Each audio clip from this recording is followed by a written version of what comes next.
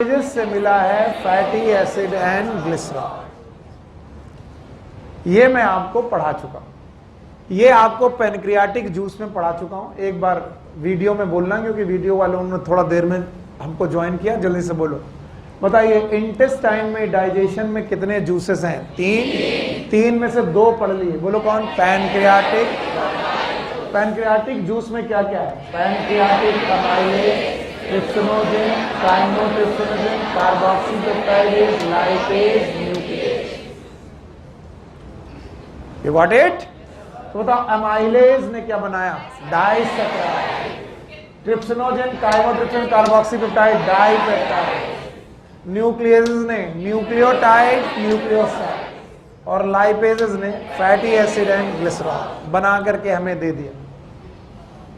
और ये सब कहां चल रहा है, ये सब व्यवस्था कहां चल रही है, वो देखने लायक है। पहले मैं एक बार आपको बना के दिखा देना चाहता हूं क्या क्या कर डाला है हमने। बताओ, बक्कल चैम्बर याद है?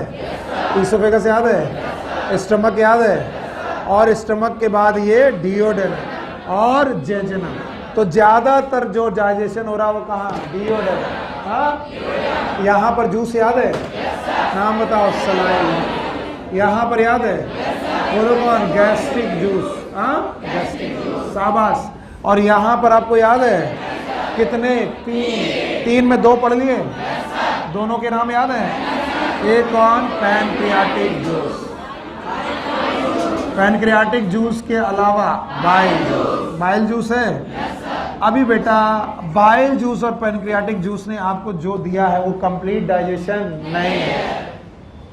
क्या क्या पड़ा हुआ है? कार्बोहाइड्रेट याद है? कार्बोहाइड्रेट में लिख रहा हूं, अब आपकी मेहनत है, आप कितना काम कर पाओगे, कितना अच्छा समझ पाओगे। कार्बोहाइड्रेट अल्टीमेटली आपको किस रूप में मिले हैं? डाइसैकराइड। जो आपकी रोटी थी वो डाइसैकराइड हो चुकी है। Yes, thank you very much. आपकी जो प्रोटीन्स थी, प्रोटीन यहां लिख दे रहा हूं, प्रोटीन जो थी वो प्रोटीन हो गई कि बेटा? हाँ, डाइपेप्टाइड्स हो चुके हैं। आपके जो न्यूक्लिक एसिड थे, दीज न्यूक्लिक एसिड्स, इन्होंने क्या बना रखा है? Nucleotides and nucleoside. याद है? और याद करो, आपके जो फैट है इन्होंने बना रखा है मोनोग्लिसराइड्स। याद है? Monoglycerides and diglyceride. याद है? साथ में कुछ फैटी एसिड जो मैंने पढ़ाए थे, बुक ने नहीं पढ़ाए थे, मैंने पढ़ाए थे, फैटी एसिड भी बन चुके। ये आपको मिला है। कहां पर मिला? हाँ, इंटेस्टाइन, इन डियोडेनम में। किसकी प्रेजेंस में? और now the last and terminal digestion, सबसे आखिरी का digestion, and that is known as digestion in intestine in presence of intestinal juice। Heading याद रखेंगे तो आपको डर नहीं लगेगा। Digestion in intestine in presence of intestinal juice. Intestinal juice की प्रेजेंस में इंटेस्टाइन में डाइजेशन। और ऐसा नहीं है कि तुम्हें इंटेस्टाइनल जूस मैंने पढ़ाए नहीं। सक्कस इंटेरिकस याद है? क्रिप्स ऑफ लिबर को 3 सेल याद है? पैनेथ सेल याद है? और अर्जेंटाफिन सेल याद है? और एपिथेलियल सेल। इंटेस्टाइनल जूस ये निकला। अब इस इंटेस्टाइनल जूस में तरह तरीके के एंजाइम है। याद रखना, it is a terminal digestion. Terminal मतलब सबसे आखिरी का डाइजेशन यही कंप्लीट करेगा इंटेस्टाइनल जूस। यहां के बाद डाइजेशन खत्म। जैसे नाम याद रखिएगा, जैसे याद रखिएगा, कार्बोहाइड्रेट से डाइसैकराइड मिल चुकी है। डाइसैकराइड में हमें माल्टोज मिल चुकी है, हमें सर सुक्रोज मिल चुकी है, और सर हमें हमें लैक्टोज शुगर मिल चुकी है। तो हमें 3 शुगर्स मिल चुकी हैं जो कि डाइसैकराइड है। बोलो कौन? माल्टोज, सुक्रोज और लैक्टोज। और ये हमें किससे मिल चुकी है? Pancreatic juice. फिर से बोलो, और अब किसका काम है? इंटेस्टाइनल। तो इंटेस्टाइनल जूस में इनको डाइजेस्ट करने के लिए तरह तरीके के एंजाइम है, जैसे माल्टोज को डाइजेस्ट करने के लिए माल्टेज, सुक्रोज को डाइजेस्ट करने के लिए सुक्रेज, लैक्टोज को डाइजेस्ट करने के लिए लैक्टेज, माल्टोज को डाइजेस्ट करने के लिए माल्टेज, सुनील सर को डाइजेस्ट करने के लिए सुनीलेज, जैसा जो है उसका एज, माल्टोज को माल्टेज, सुक्रोज को सुक्रेज, लैक्टोज को lactase, and these enzyme is present in pancreatic juice. No, it's not pancreatic juice. These are intestine. अब उसने माल्टोज को तोड़ा और ग्लूकोज के 2 मॉलिक्यूल में तोड़ दिया. इसका मतलब इसमें 2 ग्लूकोज के मॉलिक्यूल थे. इसका मतलब ये क्या था? डाइसैक. सुक्रोज को डाइजेस्ट करने वाले सुक्रोज ने ग्लूकोज और फ्रक्टोज नाम के सब्सटेंसेस में आपको डाइजेशन करके दे दिया, और लैक्टोज ने आपको डाइजेशन कर दिया. यस, लैक्टोज को डाइजेस्ट किया ग्लूकोज और गैलेक्टोज. सो भाइयों बहनों, अब सोचने की बात यह है, ये रट्टा तो बहुत आसान है. सोचने की बात क्या है? जो तुमने रोटी खाई थी वो आज किस रूप में पड़ी है? ग्लूकोज. जो तुमने गन्ने का जूस पिया था वो ग्लूकोज और फ्रक्टोज. पक्का? इसके अलावा जो दूध में जो शुगर थी वो आज के ग्लूकोज और गैलेक्टोज. तो आपकी बॉडी का कार्बोहाइड्रेट आखिर में किस रूप में डाइजेस्ट होता है? Glucose, fructose, galactose. Terminal digestion. यहां पर कार्बोहाइड्रेट का डाइजेशन समाप्त. और किसने समाप्त किया? Intestinal juice. और इसीलिए पढ़ाते वक्त मैंने बोला था दे ऑल सिक्रीटेड साइमल्टेनियसली. साथ सिक्रीट होने के बावजूद इन्हें हम रेटिंग देते हैं. पहले पैनक्रियाटिक, बाइल, इंटेस्टाइन. तो ये इसी सीक्वेंस में सिक्रीट होते हैं? No, they secreted simultaneously. But function का तरीका मैंने बताया था. Pancreatic, bile. नाउ आए प्रोटीन से हमें मिल गए डाइपेप्टाइड. 2 अमीनो एसिड के टुकड़े. These are known as dipeptide. और इन दोनों जगह पर अमीनो एसिड है. अगर मैं यहां पर एक एंजाइम लगाऊं, नाम है डाइपेप्टाइडेज. फिर से बोलो, डाइपेप्टाइडेज. तो डाइपेप्टाइडेज इन्हें अमीनो एसिड में तोड़ करके बाहर कर देगा. अमीनो एसिड में ही तोड़ करके बाहर कर देगा. इसका मतलब आपने जो दाल खाई थी उसकी किस्मत में एक दिन क्या बन जाना लिखा है? Amino acid. और ये इतना आसान नहीं जितना आप समझते हो. ये 20 प्रकार के हैं. कितने प्रकार के? 20.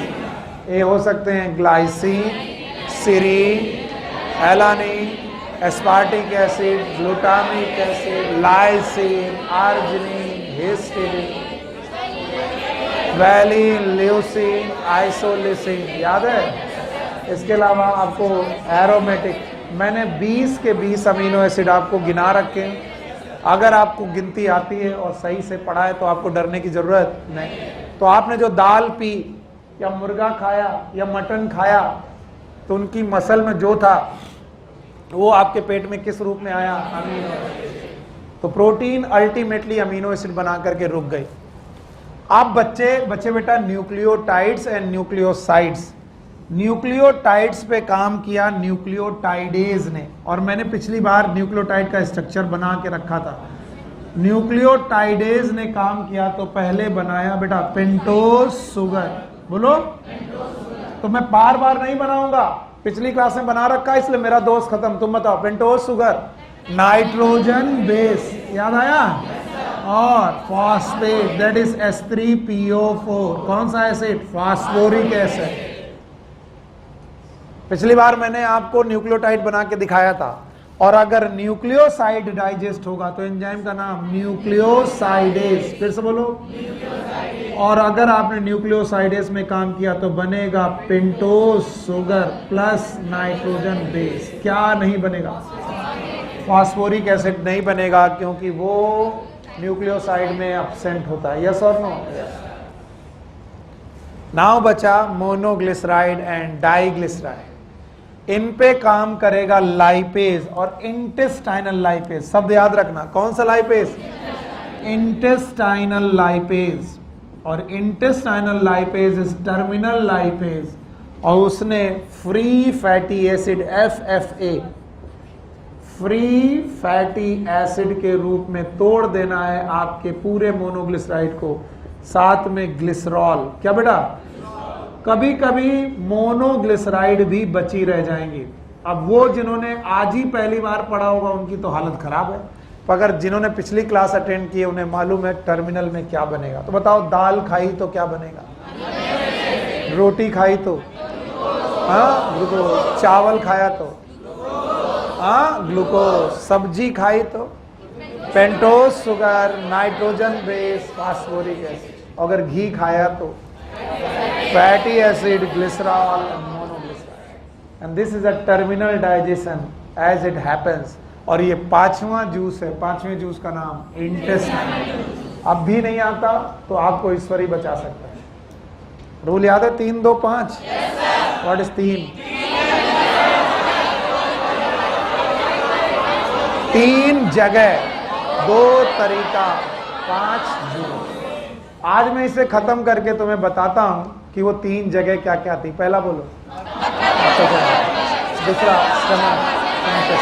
कितने तरीके का, दोनों याद है? याद है? और कितने जूस? सलाइवा। इंटेस्टाइन में कितने जूस? 3। पहला कौन?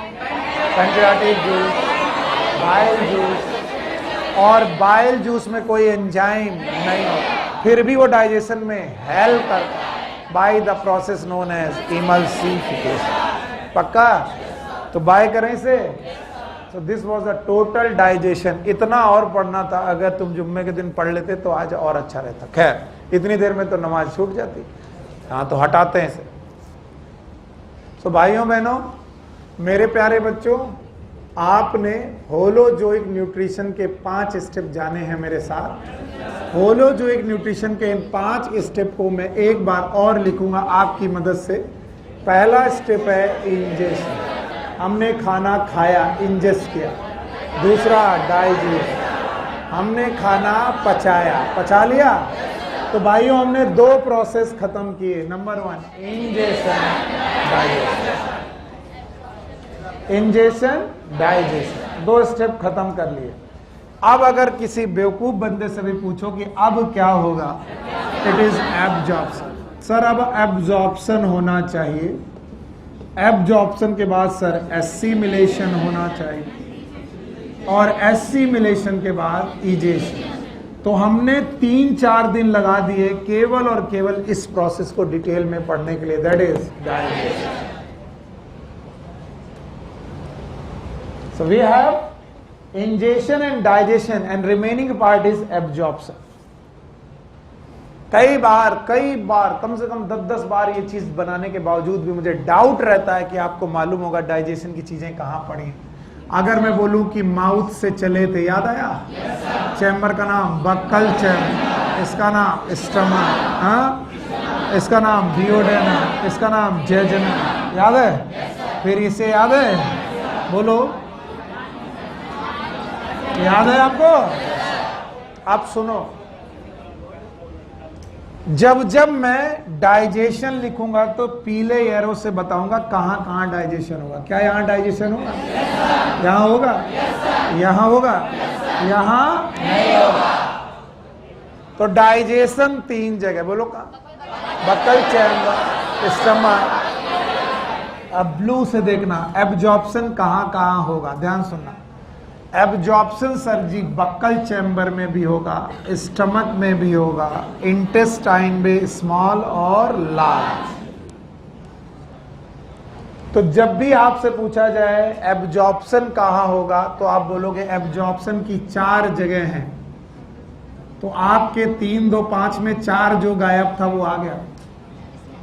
3, 2, 5, 4। 1 डाइजेशन, 3 जगह पर 2 तरीके से 5 जूसेस में और एब्जॉर्प्शन 4 जगह पर एब्जॉर्प्शन कर सकता है। एक तो buccal chamber and mouth, buccal chamber में आप एब्जॉर्प्शन कर सकते हैं। दूसरा आप स्टमक में एब्जॉर्प्शन कर सकते हैं। तीसरा आप स्मॉल इंटेस्टाइन में एब्जॉर्प्शन कर सकते हैं। और चौथा आप लार्ज इंटेस्टाइन में एब्जॉर्प्शन कर सकते हैं।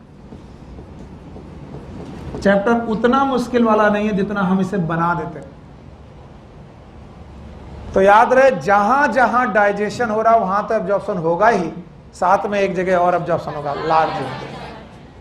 सो we can absorb our food at 4 places and this is known as yes buccal chamber and mouth. Book ने माउथ दिया तो मैं माउथ लिख देता हूं, अदरवाइज माउथ शब्द सही नहीं, it is buccal chamber, stomach, इसके अलावा small intestine and large intestine.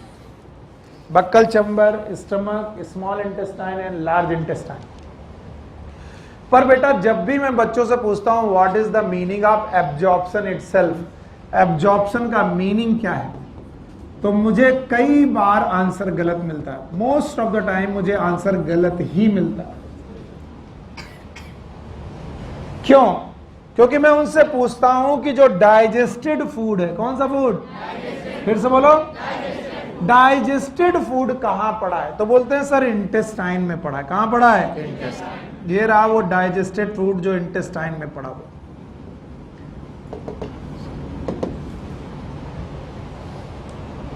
कहां? इंटेस्टाइन। और अभी अभी डाइजेस्ट करके मैंने इंटेस्टाइन में क्या क्या छोड़ा है, किसी को याद है? Carbohydrate, glucose, fructose. तो डाइजेस्टेड चीजों को मैं तीसरी नहीं चौथी बार लिख रहा हूं। यहां पर क्या क्या पड़ा? ग्लूकोज,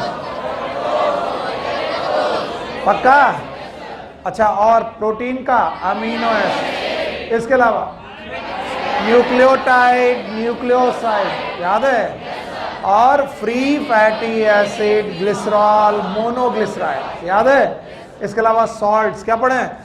इसके अलावा विटामिन्स, बोलो क्या? Vitamin, minerals, everyone here. Then what is the meaning of absorption itself? तो मैं कहता हूं एब्जॉर्प्शन का मतलब खाना ल्यूमेन में पड़ा है। कहां पर पड़ा है? ल्यूमेन। और वॉल में घुस जाए। कहां घुसे? वॉल में। क्या उल्टा सीधा पढ़ा रहे हो? मैंने पाइप कहां छोड़ा भाई?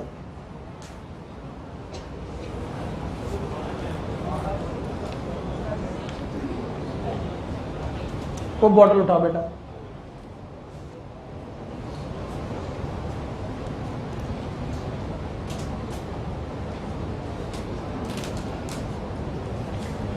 ढक्कन खोल। See, it is like our alimentary canal, ingestion, इसके बाद इसी के अंदर डाइजेशन, डाइजेशन। और खाना जो डाइजेस्टेड है वो इसके ल्यूमेन में पड़ा है। कहां पड़ा है? ल्यूमेन से कहां आ जाए? वॉल। ल्यूमेन से खाना वॉल में आए, it is known as absorption. और वॉल इसीलिए जाननी बहुत जरूरी है। वॉल याद है? सबसे नीचे सेरोसा, सेरोसा, सबसे नीचे सेरोसा है। मैं सबसे बाहर की बात कर रहा हूं, सेरोसा, पता? बोलो ये मस्कुलरिस। इसी दिन के लिए मैंने पढ़ाया था। अगर आप इसे सही कर गए, और जो लोग भी मिमिक करते हैं एक्चुअली वो अपने लिए आफत कर रहे हैं। ये क्लास आपकी है, मेरे को मिमिक करके तुम्हें कुछ मिलने वाला नहीं। 2 मिनट की हंसी और मजाक मिल जाएगा। पढ़ाते वक्त ऐसा हो जाता है, बोलते वक्त, बाकी तुम्हारी मर्जी। तो सबसे बाहर आपके पास एक लेयर है जिसका नाम है सेरोसा। मैं लिख दे रहा हूं सेरोसा। इसके बाद है मस्कुलरिस, और मस्कुलरिस की 2 लेयर याद है? और इसके बाद आपके पास है सब म्यूकोसा। इट इज सब mucosa. Thank you very much. सब म्यूकोसा। पहली बार आपको लीनियर डायग्राम का मदद ले रहा हूं मैं, linear diagram, and then it is mucosa.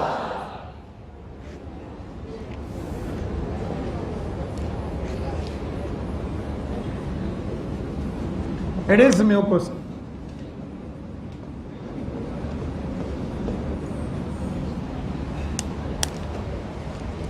Mucosa, and think like this, सबसे बाहर it is just like this.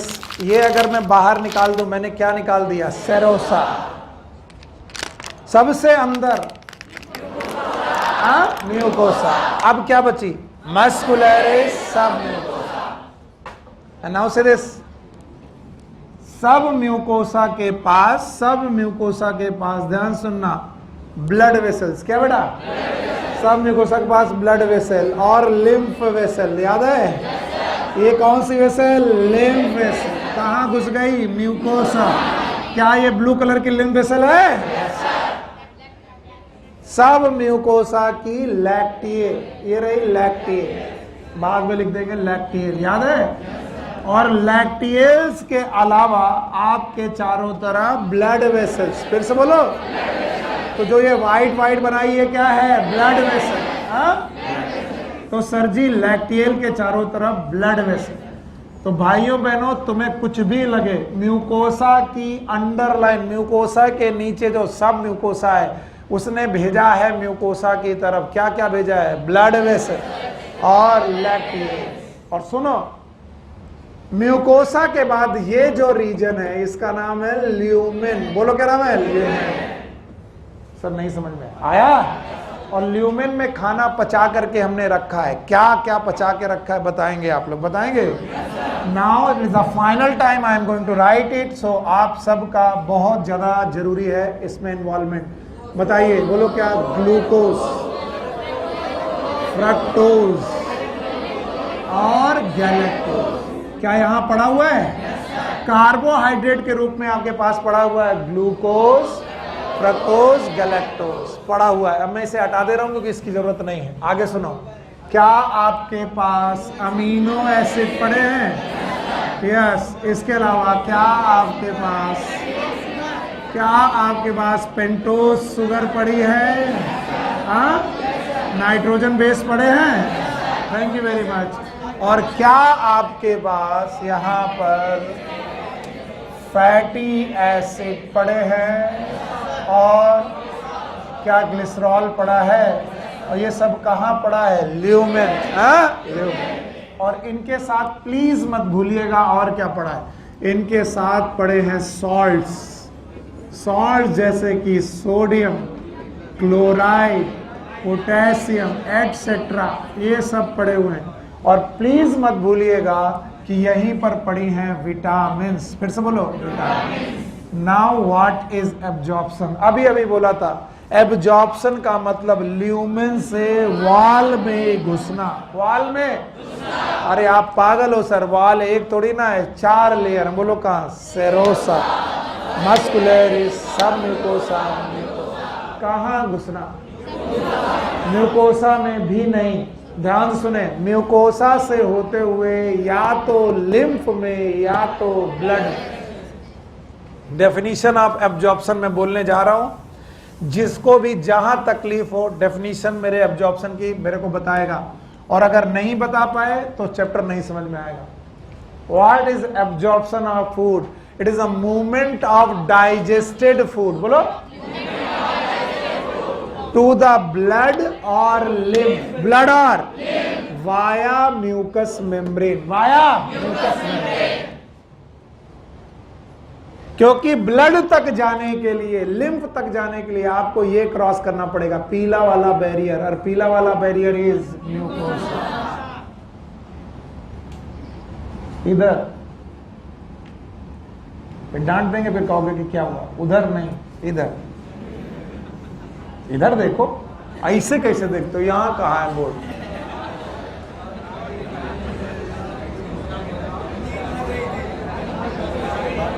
नींद लग रही तो इधर किसको देख के सोते हो।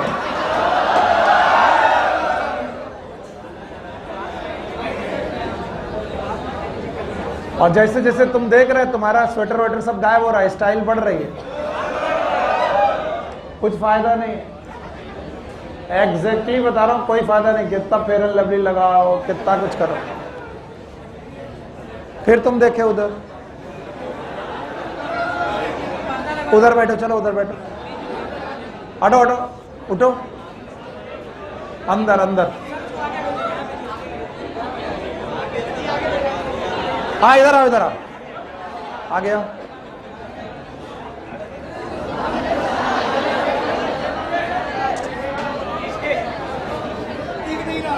नहीं दिखेगा, जो तुम देखना चाह रहे हो वो नहीं दिखेगा, ये दिखेगा, ये दिखाई पड़ेगा।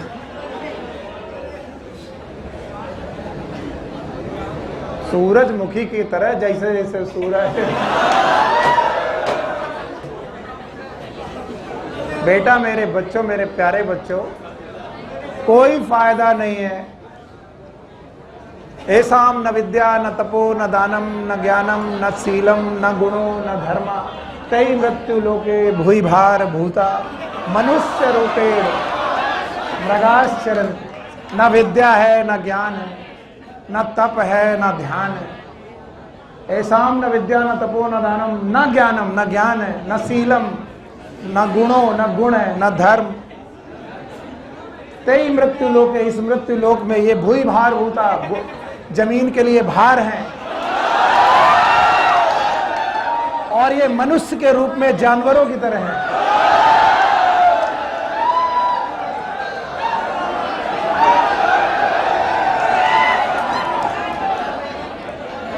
बेटा अब हम फॉर्म में, अगर हमको इधर बदतमीजी करते दिख गए तो हम ऐसे उल्टी सीधी बदतमीजी, और भी श्लोक है मेरे पास, सब लोग शायरी सुनाएंगे, हम श्लोक सुनाएंगे। तो भाइयों बहनों, what is absorption? It is a movement of digested substance from lumen to the blood vessel and lymph vessel. तो भाइयों बहनों ध्यान सुनो, यहां पर आपके पास ब्लड वेसल और लिम्फ वेसल है। Blood vessel and lymph vessel तक आपका खाना पहुंचाना है। सो आप अपना खाना जो डाइजेस्ट किए हो ब्लड वेसल और लिम्फ वेसल तक पहुंचा दो, लेकिन वो तो खाना ल्यूमेन में पड़ा है। तो बेटा बीच में कौन है? म्यूकोसा। और म्यूकोसा इज अ सेलुलर, कैसी है? सेलुलर। तो बेटा बड़ा बड़ा आपको ऐसे देखना पड़ेगा कि एक सेल है, ये रही सेल, उस सेल के नीचे आपको मिलेगी आर्टरी। क्या मिलेगी? आर्टरी। ब्रादर में आर्टरी या वेन न लिख करके लिख देता हूं ब्लड वेसल। फिर से बोलो। तो मैं आपको अपना खाना ब्लड वेसल में जाने के लिए बोलता हूं कि ब्लड वेसल तक खाना पहुंचाना है, लेकिन वो पड़ा कहां है? ल्यूमेन। तो ल्यूमेन में फूड पड़ा हुआ है और वो भी डाइजेस्टेड। कैसा?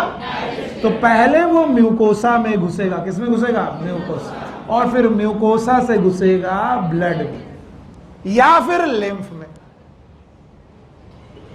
या तो वो ब्लड में घुसेगा या तो लिम्फ। लिम्फ की वेसल का नाम है लैक्टिए और ब्लड की वेसल का नाम है ब्लड वेसल। तो फिलहाल तो मैं ब्लड वेसल्स में फूड को डालने की कोशिश कर रहा हूं। किसमें? अभी मैंने लिम्फ वेसल में फूड को नहीं डाला। कहां डाला? Blood vessel. तो खाना म्यूकोसा से होते हुए ब्लड वेसल में गया। अगर ना दिखे तो यहां से देखो, ये रहा खाना म्यूकोसा से होते हुए यहां रहेगी ब्लड वेसल। ब्लड वेसल तक जाना, लैक्टियल्स में नहीं। कहां पर? Blood vessel. Now what is absorption? It is a movement of digested substance from the lumen up to the blood vessel और लिम्फ। ब्लड वेसल और लिम्फ। तो बोलते हैं जब कभी भी फूड ब्लड वेसल या लिम्फ वेसल में म्यूकोसा के थ्रू जाएगा तो प्लाज्मा मेम्ब्रेन बीच में खड़ी होगी। कौन? और प्लाज्मा मेम्ब्रेन के थ्रू होने वाले 4 प्रकार के ट्रांसपोर्ट होंगे। कितने प्रकार के? One is known as simple diffusion. Simple diffusion, एक तो आप सिंपल डिफ्यूजन से खाने को अंदर भेज सकते हो। दूसरा आप भेज सकते हो फैसिलिटेटेड डिफ्यूजन। फैसिलिटेटेड डिफ्यूजन से खाने को अंदर भेज सकते हो। तीसरा आप भेज सकते हो एक्टिव ट्रांसपोर्ट। आप खाने को एक्टिव ट्रांसपोर्ट से अंदर भेज सकते हो। और चौथा आप भेज सकते हो ऑस्मोसिस। ऑस्मोसिस से खाने को अंदर भेज सकते हो। और किसके अंदर? ब्लड के अंदर। तो पहले ये देखो बेटा, उठा, पहले ये सोचो कि खाना यहां प्रेजेंट है, यहां ल्यूमेन, और ल्यूमेन से कहां जा रहा? वॉल, और वॉल में भी कहा? Blood vessel. और वो कहां मिलेगी? सब म्यूकोसा। पर सब म्यूकोसा की ब्लड वेसल सब म्यूकोसा में नहीं जाएंगी, म्यूकोसा, बिकॉज सब म्यूकोसा ब्लड वेसल्स कहां घुस जाती हैं? म्यूकोसा में, विलाई के नीचे। याद आया? और विलाई के नीचे होती हैं लैक्टियल्स। क्या होते हैं? और लैक्टियल के चारों तरफ ब्लड वेसल्स। क्या होते हैं? ब्लड। तो अभी हम लोग खाना लैक्टियल में डाल रहे हैं कि ब्लड वेसल? Blood vessel. तो डेफिनेशन बड़ी नहीं है और परेशान करने वाली भी नहीं है। किसी से बोलो ल्यूमेन से खाना ब्लड वेसल तक पहुंचाना है वाया म्यूकोसा, तो बताओ कितने तरीके के ट्रांसपोर्ट? 4। पहला simple diffusion, facilitated diffusion, active transport, osmosis. आइए इसे डिटेल में पढ़ें। बोर्ड खाली करें, बड़ा डायग्राम बनाएं। हटा दें तो क्या एब्जॉर्प्शन की डेफिनेशन बता पाओगे? It is a movement of substances from the lumen to the blood vessel and lymph vessel via. आप सुनो, अभी आपको दिखेगा, अभी आपको सब कुछ दिखेगा और आप मजे से इसे समझ पाएंगे। Let suppose it is mucosa and it is blood vessel. ये ब्लड वेसल, ये रही ब्लड वेसल,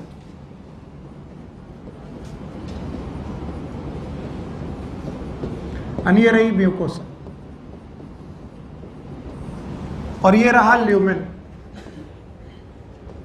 सो ल्यूमेन से म्यूकोसा की तरफ और म्यूकोसा से ब्लड वेसल की तरफ अगर सिंपल डिफ्यूजन से चला जाए तो इसकी डेफिनेशन क्या होगी?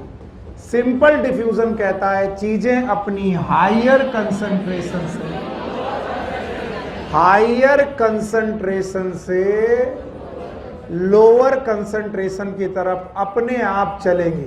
भेजनी पड़ेगी अपने आप, अपने किसी कैरियर प्रोटीन की जरूरत नहीं। याद रखना, यहां पर चीजों का कंसंट्रेशन हायर, यहां पर lower. It is known as simple diffusion. और सिंपल डिफ्यूजन 3 चीजों का लिखेंगे। वन इज ग्लूकोज, दूसरा अमाइनो एसिड्स, तीसरा क्लोराइड। ये एनसीईआरटी लिखती है, इसलिए मैं एनसीईआरटी के बाहर नहीं जा सकता, तो आप अंडरलाइन कर लेंगे एनसीईआरटी में। एनसीईआरटी कहती है कि जब कभी भी ट्रांसपोर्ट ल्यूमेन से ब्लड वेसल की तरफ हो और बिना कैरियर प्रोटीन के हो और हायर कंसंट्रेशन से लोअर कंसंट्रेशन की तरफ हो, तो इसे सिंपल डिफ्यूजन बोला जाएगा। Glucose, amino acid, chloride. मैं एक चीज आपको बता दूं, क्लोराइड उतना मुश्किल नहीं है जानना, अमीनो एसिड भी जानना उतना मुश्किल नहीं है, और ग्लूकोज भी जानना उतना मुश्किल नहीं है, क्योंकि ग्लूकोज अकेला, क्लोराइड अकेली। लेकिन इन तीनों में सबसे कठिन है जानना कौन? अमीनो। तो अमीनो एसिड 1 की 20 और 20 के 20 अमीनो एसिड सिंपल डिफ्यूजन से नहीं जाएंगे। हाथ जोड़कर बोलना, कुछ अमीनो एसिड जो किससे जाएंगे? Simple diffusion. Now there is one more process that is known as facilitated diffusion. And भाइयों बहनों, facilitated diffusion is the diffusion जिसमें higher concentration से lower concentration की तरफ चीजें चल रही हैं, लेकिन जो जा रही हैं वो कैरियर प्रोटीन के थ्रू। किसके थ्रू? कैरियर प्रोटीन के थ्रू जा रही है। क्या आपको ग्लूट याद है? GLUT, what is GLUT? Glucose transporter. इसका मतलब ग्लूकोज कैरियर प्रोटीन के थ्रू भी अंदर जा सकता है। तो याद रखना, फैसिलिटेटेड डिफ्यूजन में 3 लोगों के डिफ्यूजन आपको लिखने हैं जो आपकी एनसीईआरटी ने दिया है। एक तो ग्लूकोज, एक दिया है अमाइनो एसिड्स। 20 अमीनो एसिड में से कुछ अमीनो एसिड, बच्चा रट्टा मारना पड़ेगा, बहुत मुश्किल हो जाएगा। कुछ अमीनो एसिड सिंपल डिफ्यूजन, कुछ अमीनो एसिड फैसिलिटेटेड डिफ्यूजन। मैंने बोला था कैरियर प्रोटीन की फैसिलिटी मिल रही है, क्या मिल रही है? फैसिलिटी। तो जब आप कैरियर प्रोटीन की फैसिलिटी को यूज करके अपनी चीजों को अंदर डालते हैं, it is known as facilitated diffusion. So facilitated diffusion और सिंपल डिफ्यूजन में सिमिलरिटी बोलो, ये भी हायर से, ये भी हायर से, ये विदाउट कैरियर प्रोटीन, ये विद कैरियर।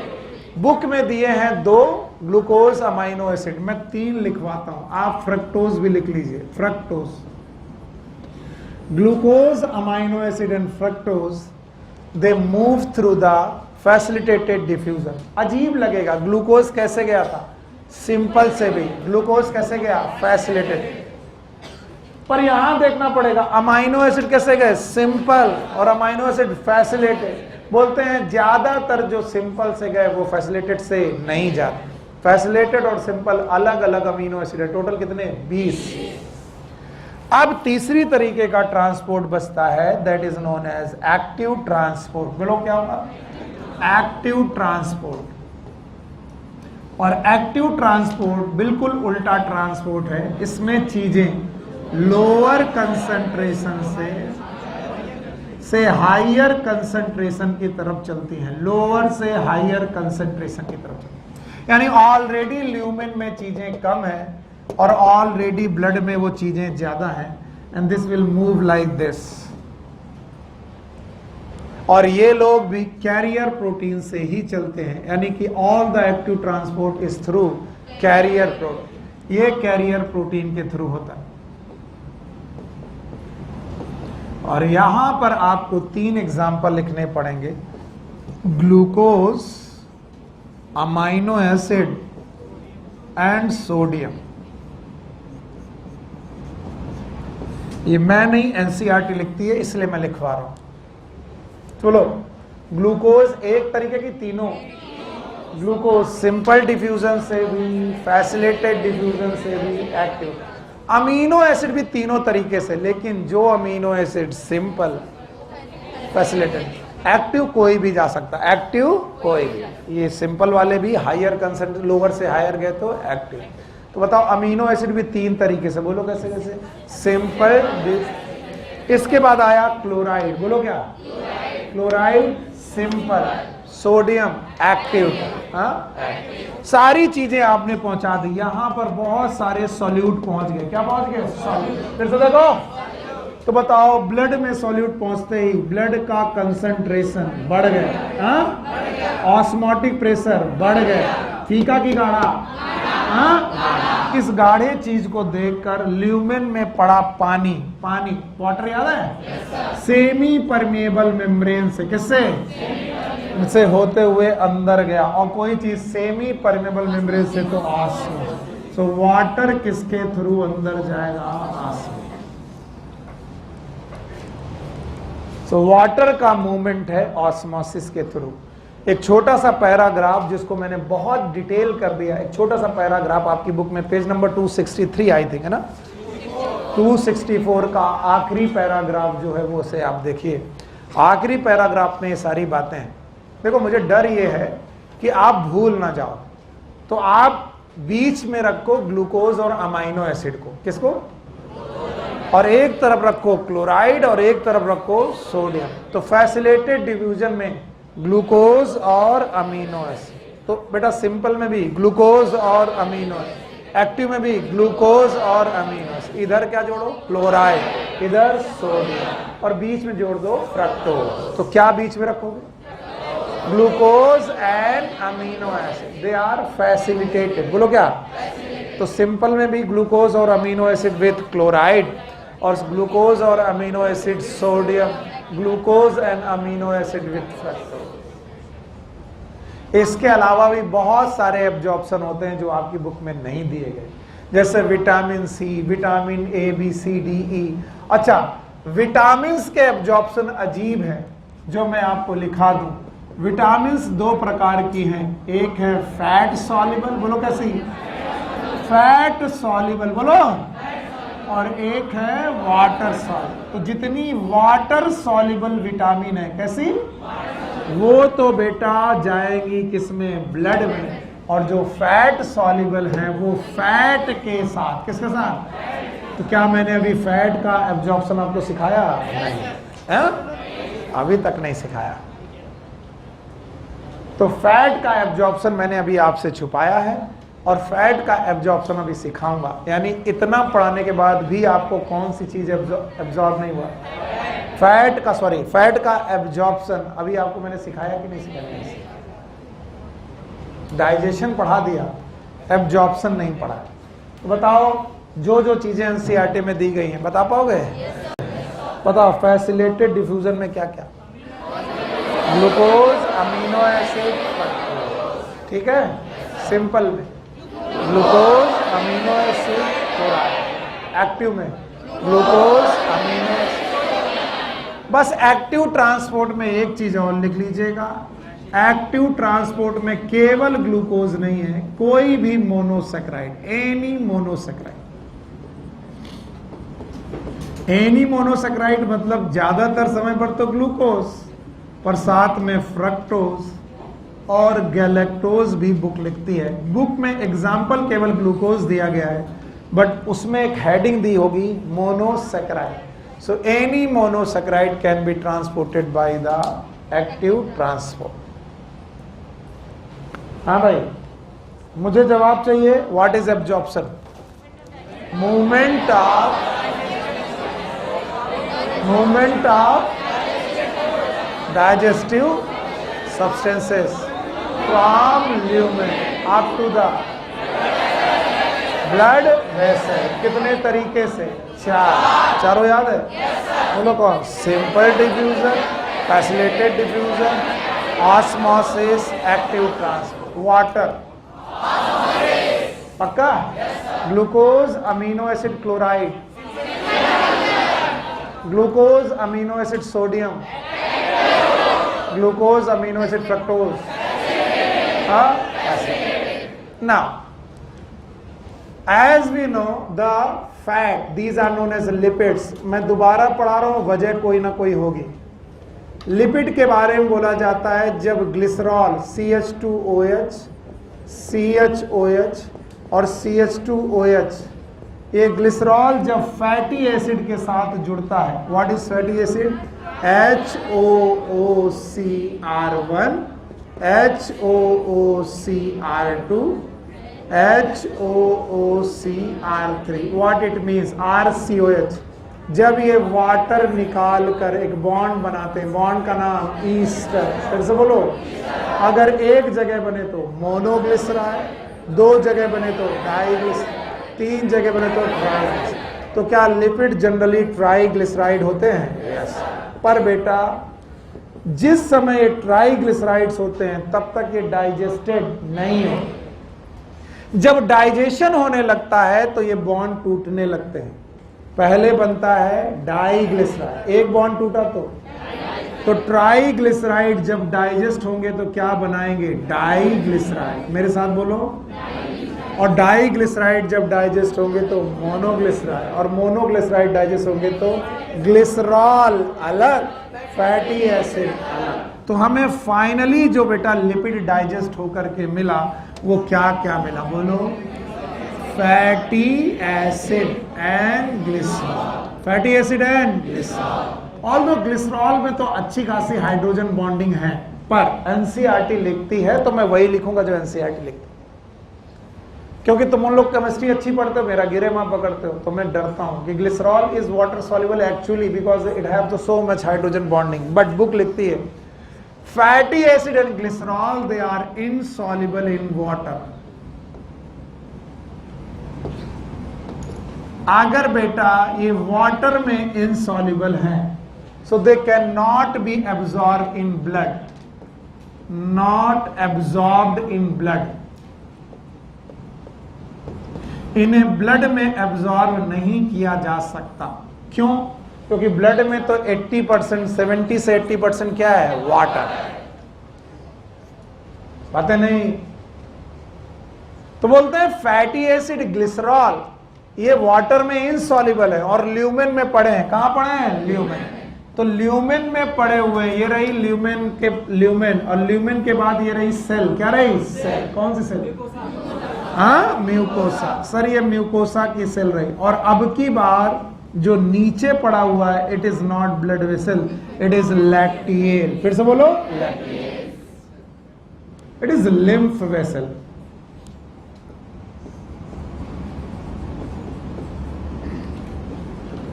ये लिम्फ वेसल है।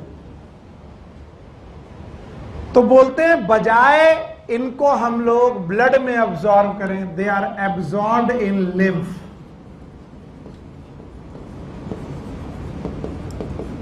ये लिम्फ में एब्सॉर्ब होते हैं और वाया म्यूकोसा ही होते हैं। तो ये बड़ी अच्छी बात है कि वाया म्यूकोसा क्यों होते हैं, आपको समझना पड़ेगा। अच्छा, एक और बात, जिस समय ट्राइग्लिसराइड से डाइग्लिसराइड और डाइग्लिसराइड से मोनोग्लिसराइड और मोनोग्लिसराइड से फैटी एसिड बने थे, बताइए हमें क्या करना पड़ा था? इमल्सिफिकेशन। भूल गए आप? याद है? मैं दोबारा नहीं पढ़ाऊंगा। इमल्सिफिकेशन याद है? और इमल्सिफिकेशन करने की वजह से आपके पास छोटी छोटी ड्रॉपलेट्स बनी थी, याद है? And these are known as micelles. फिर से बोलो, मिसेल्स। इनका नाम क्या है? मिसेल्स। और इन्हीं मिसेल्स में डाइजेशन हुआ था। किसी को याद ही नहीं है? याद है? Why we need the micelles? Yes, आज आपकी पहली क्लास है क्या? यस, यू पहली क्लास है क्या? सच बोलना, डरना नहीं। पहली है? पहले तो देखो घबरा जाती बच्ची की, पता नहीं अब क्या डांटेगा, तो पहले घबराते नहीं है बेटा। जस्ट बिकॉज आपके चेहरे से पता चल रहा है आपको कुछ समझ में नहीं आ रहा है, इस वजह से मैंने उठाया। आपको बिल्कुल कुछ समझ में नहीं आ रहा, तो अगर आपकी पहली क्लास है तो आप घबराना नहीं, समझने की कोशिश करना। बैठ जाओ। अब देखो ध्यान से, कल मैंने पढ़ाया था और बहुत सारे लोगों के मैसेज आए कि सर एक बार और पढ़ा लेना, तो मैं उस चीज को एक बार और पढ़ाने की कोशिश कर रहा हूं जो मैंने कल पढ़ाया था और जल्दबाजी हो गई थी। जो ये ट्राइग्लिसराइड है, यानी 3 जगह ईस्टर बॉन्ड है, ट्राइग्लिसराइड है, जिसका नाम फैट है। क्या नाम है? फैट। बताओ, वाटर सॉल्युबल की इनसॉल्युबल? इनसॉल्युबल है। और ये इनसॉल्युबल चीज को डाइजेस्ट करना है लाइपेज से। किससे? लाइपेज। श्याम जी उठिए जरा।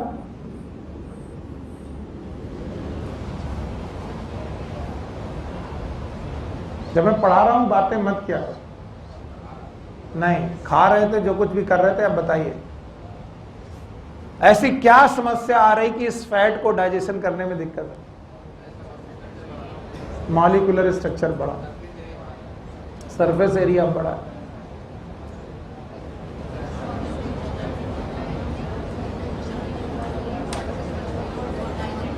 अच्छा, आपका नाम क्या है? कैसे? हाँ, प्रीति। ध्यान सुनना, क्योंकि मैं आपके लिए ये चीज दोबारा पढ़ा रहा हूं। बैठ जाइए।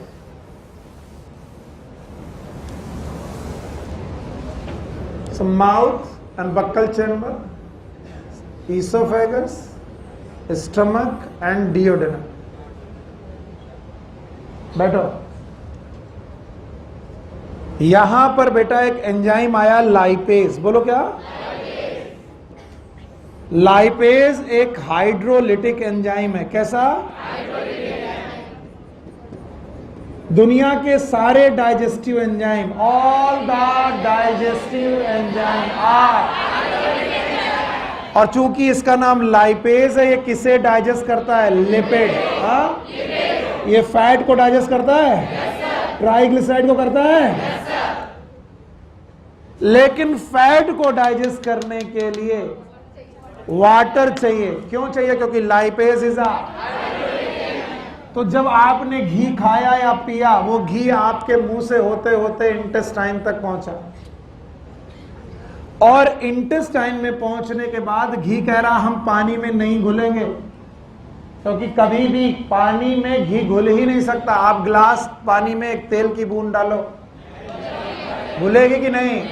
तो जो आपने फैट खाया था वो इंटेस्टाइन तक पहुंचा, पर वो वाटर में घुला पर कुछ सरफेस रहा, कांटेक्ट एरिया। बोलो क्या? जहां पानी और फैट दोनों आपस में मिल रहे हैं, it is a contact area. बताओ, फैट अपना कांटेक्ट एरिया मिनिमम रखना चाहेगा कि मैक्सिमम? मिनिमम। क्योंकि वो पानी में घुलना नहीं चाहेगा। तो जितनी जगह पर भी वाटर और फैट आपस में मिल जाएंगे उस जगह लाइपेज चांस मारेगा, क्योंकि लाइपेज इज हाइड्रोलिटिक एंजाइम। पानी की एब्सेंस की प्रेजेंस, बताओ यहां पानी है कि नहीं है? यहां पानी है, यहां पर पानी और फैट जुड़ रहे, कांटेक्ट एरिया, तो यहां लाइपेज काम करेगा। इसका मतलब डाइजेशन बहुत ज्यादा की बहुत कम, बहुत कम। आप बोलते हैं ये अपना कांटेक्ट एरिया मिनिमम क्यों रखना चाह रहा? क्योंकि फैट के पास है सरफेस टेंशन। फिर से बोलो, हम ही बेवकूफ हैं जो हम पढ़ाए जा रहे। क्या है? कम की ज्यादा? और ज्यादा सरफेस टेंशन की वजह से ये ड्रॉपलेट बन रहा। क्या बना? ड्रॉपलेट। तभी लिवर ने कहा कि हम भेजेंगे बाइल। क्या भेजेंगे? तो बाइल जैसे ही आया, इसमें थे बाइल सॉल्ट। फिर से बोलो, बाइल सॉल्ट, और बाइल सॉल्ट ने इनका सरफेस टेंशन घटा दिया। और अगर सरफेस टेंशन घटा तो सरफेस फ्लैट हुई और टूट गई। टूट गई तो बताओ फैट के ड्रॉपलेट जो बचे वो ड्रॉपलेट के, बड़ी ड्रॉपलेट की छोटी छोटी, और जो छोटी छोटी ड्रॉपलेट बनी, इन छोटी छोटी ड्रॉपलेट के चारों तरफ कौन आया? वाटर। हाँ, क्या इनमें चारों तरफ वाटर आ गया? तो इसका मतलब बड़ी ड्रॉपलेट को छोटी ड्रॉपलेट में तोड़ देना, it is known as emulsification. फिर से बोलो, और ये emulsification is known as micelles. फिर से बोलो, क्या मिसेल्स में ही फैट का डाइजेशन हो रहा है? Yes sir. क्यों? क्योंकि मिसेल्स बनने पर सरफेस एरिया घटा कि बढ़ गया, और वाटर का कांटेक्ट कम हुआ कि ज्यादा? और जितना वाटर का कांटेक्ट, लिपिड का एक्शन उतना ज्यादा, लाइपेज का एक्शन उतना ज्यादा। तो बताओ फैट का डाइजेशन करने के लिए आपको फैट की ड्रॉपलेट बड़ी चाहिए कि छोटी छोटी? और छोटी छोटी करना किसका काम? Bile salt. और इस प्रोसेस का नाम इमल्सिफिकेशन। फिर से बोलो। तो बच्चा मैं यही बोल रहा हूं कि इसी इमल्सिफिकेशन में जो ये ड्रॉपलेट है, इन ड्रॉपलेट पे एक्ट किया लाइपेज ने। क्या बनाया?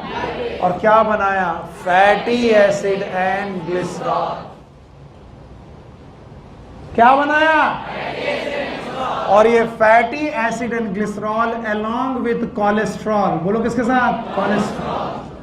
Cholesterol and fat soluble vitamin, बोलो कौन?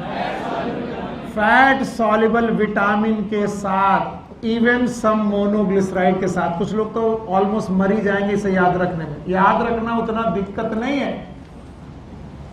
फैट जिन चीजों में डाइजेस्ट हुआ वो कौन? Fatty acid and glycerol. तो अब जो मिसेल्स बनी, क्या बनी? मिसेल्स। जीज मिसेल्स, बड़ी बड़ी की छोटी छोटी? छोटी। इनमें क्या है? लिपिड है कि फैटी एसिड? और क्या? और क्या आ गया? कोलेस्ट्रॉल। और क्या आ गया? Fat soluble. और क्या आ गया? Monoglyceride. And now these are micelles. इन्हीं को भी क्या कहेंगे? मिसेल्स। तो याद रखना मिसेल्स दो काम आती हैं, एक तो डाइजेशन और एक एब्जॉर्प्शन। तो डाइजेशन के लिए भी क्या चाहिए? मिसेल्स। एब्जॉर्प्शन के बाद भी जो बना क्या? मिसेल्स। कोई पूछे मिसेल्स में क्या है, बता नहीं पाओ? बताओगे क्या क्या है? Fatty acid, glycerol, cholesterol, fat soluble vitamin, monoglyceride. इन मिसल से सब लोग सुनना वरना यहीं पर मरोगे। इन मिसल से फ्री फैटी एसिड, क्या बेटा? फ्री फैटी एसिड और ग्लिसरॉल अंदर भेजे जाएंगे। ग्लिसरॉल और फ्री फैटी एसिड अंदर भेजे गए। ये थे fatty acid and glycerol, micelles में पड़े थे, अंदर भेजे गए। किसके अंदर? म्यूकोसा। फिर से बोलो।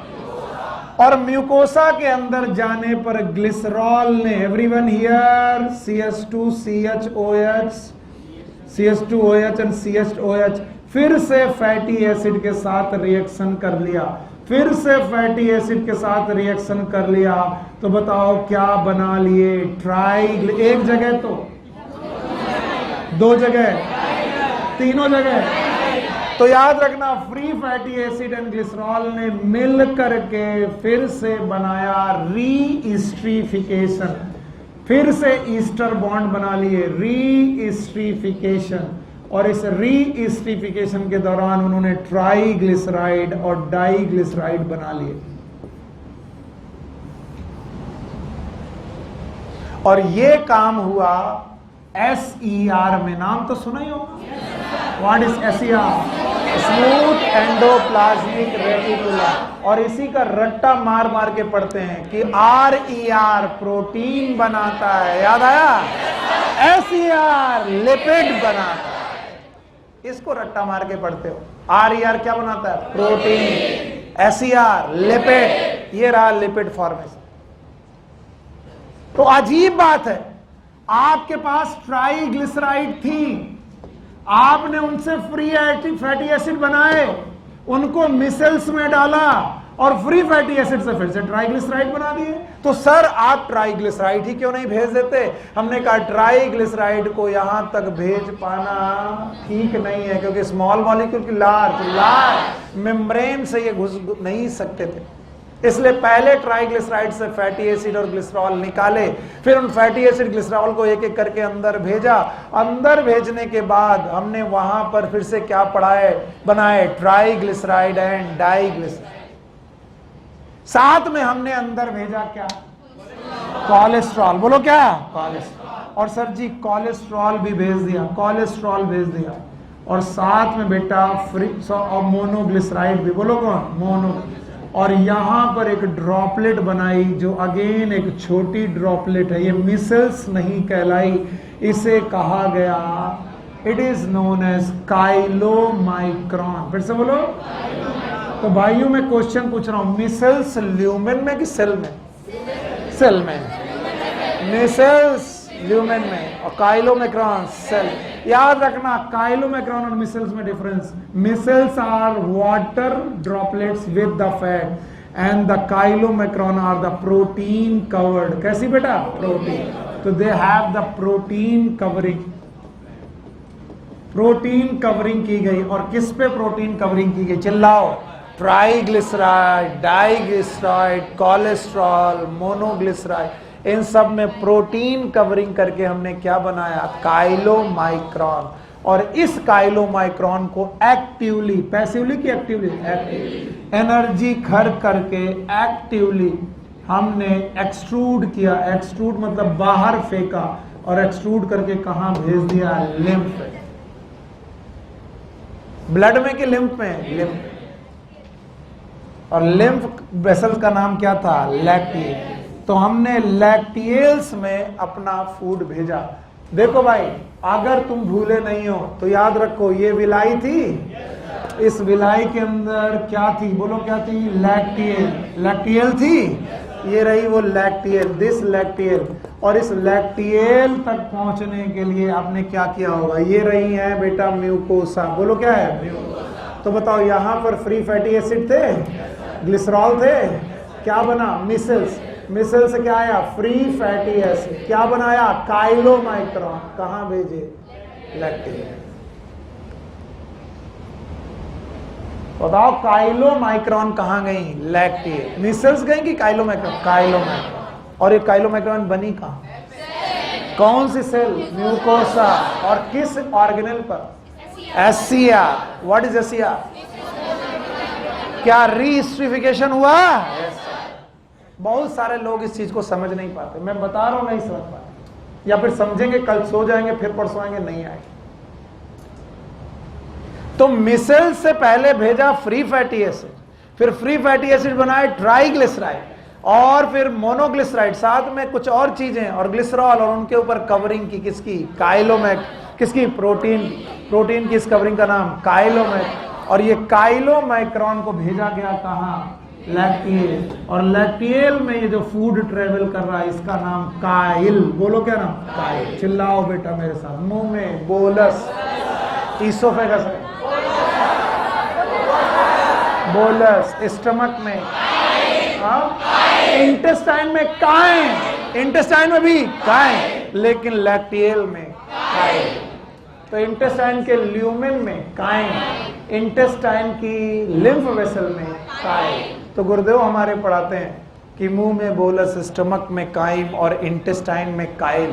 तो उनके इंटेस्टाइन का कहने का मतलब जानते हो, इंटेस्टाइन की लैक्टियल में काइल, अदरवाइज ल्यूमेन में काइम।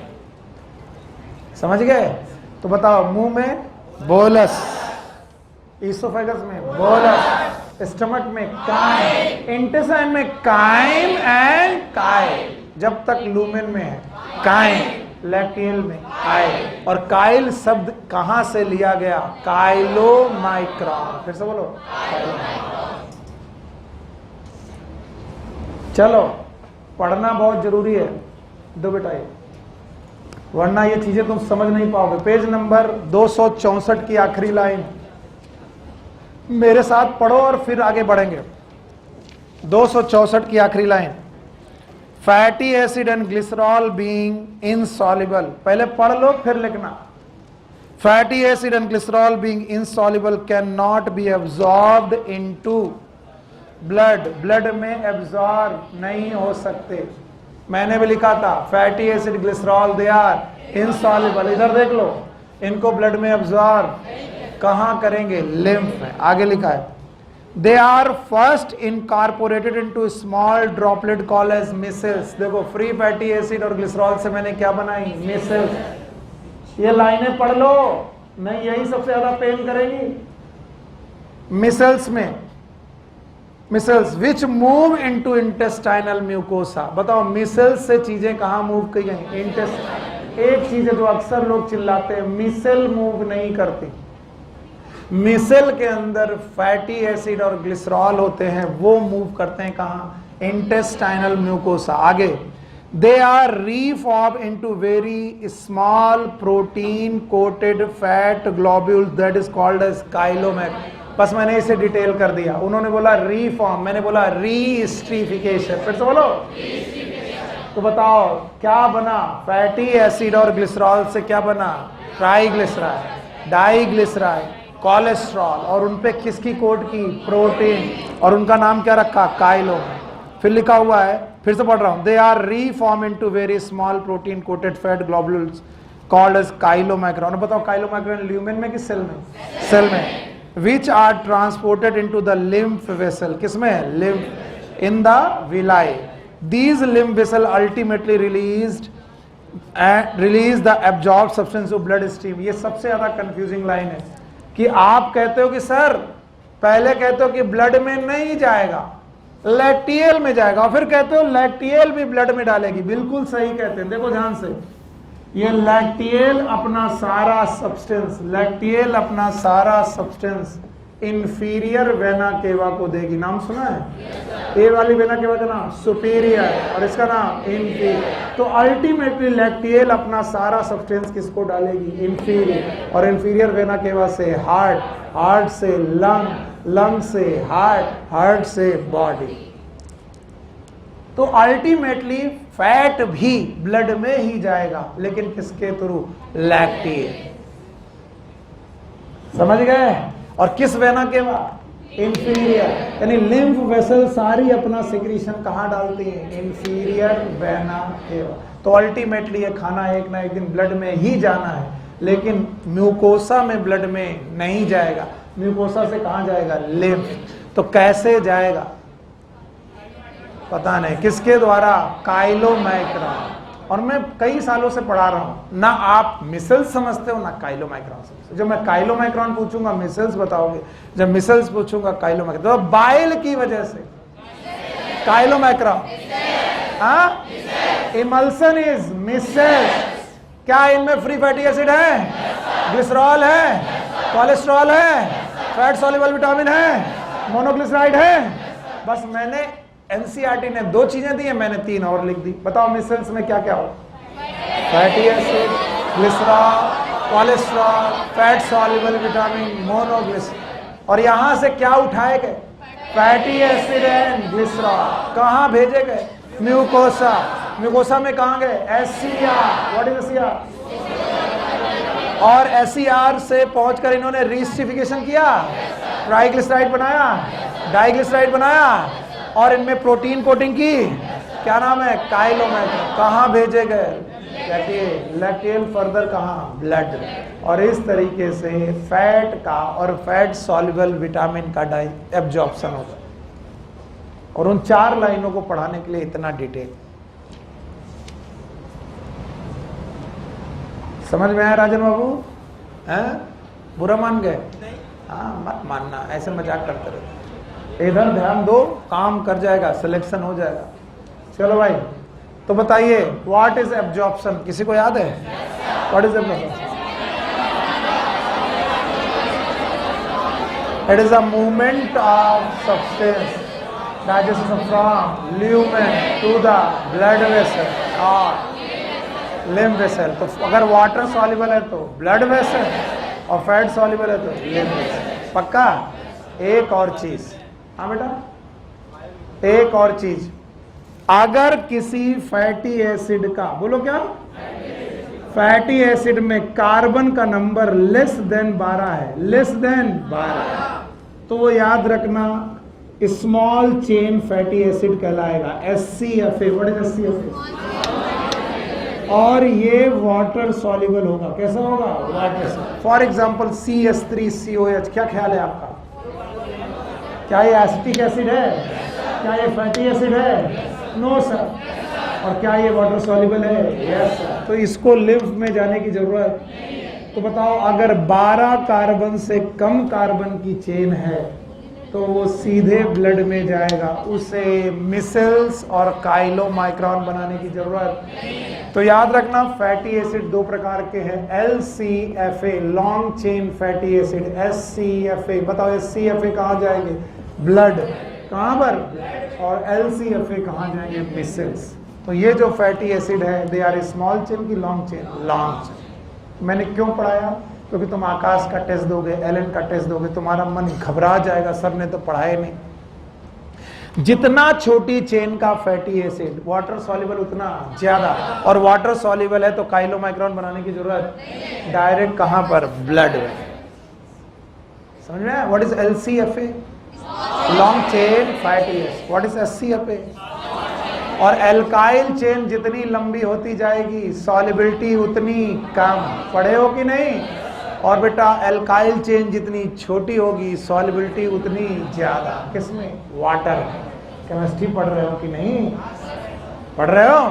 तो केमिस्ट्री में पढ़ाया नहीं क्या? एल्काइल चेन जितनी बड़ी सॉल्युबिलिटी उतनी ज्यादा कम।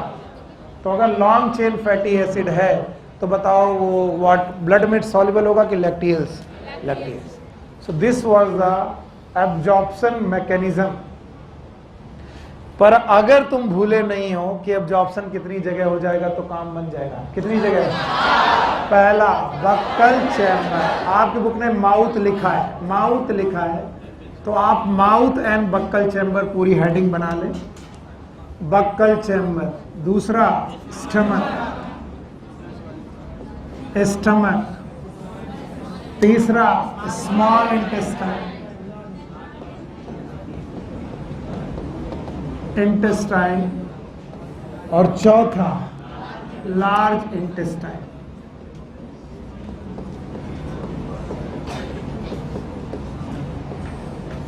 तो भाई शायद 4 जगह पर मुख्य रूप से एब्जॉर्प्शन हो रहा है। मैंने 3, 2, 5 के बाद 4 पढ़ा दिया। 3, 5 वो डाइजेशन था, और ये क्या है? एब्जॉर्प्शन। कितनी जगह? 4। मैकेनिज्म वही है, या तो ब्लड में जाएगा या तो लिम्फ। सुनी नहीं रहे? या तो लिम्फ। माउथ में क्या क्या होगा? बक्कल चैम्बर में क्या क्या डाइजेस्ट होगा? ध्यान से सुनिए। बक्कल चैम्बर में डाइजेस्ट होंगे सम सॉल्ट्स एंड ड्रग्स, मतलब मेडिसिन। याद रखना, बक्कल चैम्बर में डाइजेस्ट नहीं, एब्जॉर्प्शन के लिए वी हैव द म्यूकोसा। बोलो क्या? एंड सब लिंगुअल सरफेस। सब लिंगुअल, टंग के नीचे। जब आप डॉक्टर बनोगे तब आपको बताई जाएगी कुछ दवाइयाँ इंजेक्शन से नहीं दी जाती और ना इंटेस्टाइन के थ्रू दी जाती, टंग के नीचे रखवाई जाती है। इनमें से हार्ट अटैक की एक ड्रग है नाइट्रेट्स। नाइट्रेट्स नाम की ड्रग्स हैं जो हार्ट अटैक के समय दी जाती हैं, इंजेक्शन से खाने के लिए कि सबलिंगुअल, तो सबलिंगुअल इनका एब्जॉर्प्शन मैक्सिमम, क्योंकि ब्लड कैपिलरीज वहां पर खुली हुई हैं और उसी के थ्रू वो निकल जाती है। तो मुंह से एब्जॉर्प्शन दो चीजों का मुख्य रूप से, some salt, not all salt, some salt and drugs. Stomach, चार चीजें, water, some salts, sugar and alcohol. याद रखना, यहां पर सम ड्रग्स भी रख सकते हैं, कुछ दवाइयां भी। तो अल्कोहल पीने वालों, आपको किस कैंसर होने के चांसेस सबसे ज्यादा है? स्टमक। इसीलिए जो दारू पीते हैं, शराब पीते हैं, उनको सबसे ज्यादा कैंसर कौन सा हो सकता है? स्टमक, क्योंकि अल्कोहल का एब्जॉर्प्शन स्टमक के थ्रू ही है। तो याद रखना क्या क्या, water, salt, sugar, alcohol, some drugs. And now my student, a small intestine is a sheet of absorption as well. ये seat of digestion भी थी और ये seat of absorption भी है, और ये सब कुछ absorb करती, everything। मैं लिख रहा हूं तो मेरे साथ लिखोगे, अच्छा रहेगा, और बोलोगे तो और अच्छा रहेगा। Yes, glucose, fructose, galactose, carbohydrate पूरा यहां से डाइजेस्ट होगा, सारे अमीनो एसिड्स यहीं से एब्जॉर्ब हो गए। फैटी एसिड दोनों प्रकार के, चाहे ब्लड में जाओ चाहे लैक्टेज, ग्लिसरॉल, सारी विटामिन्स एंड सॉल्ट्स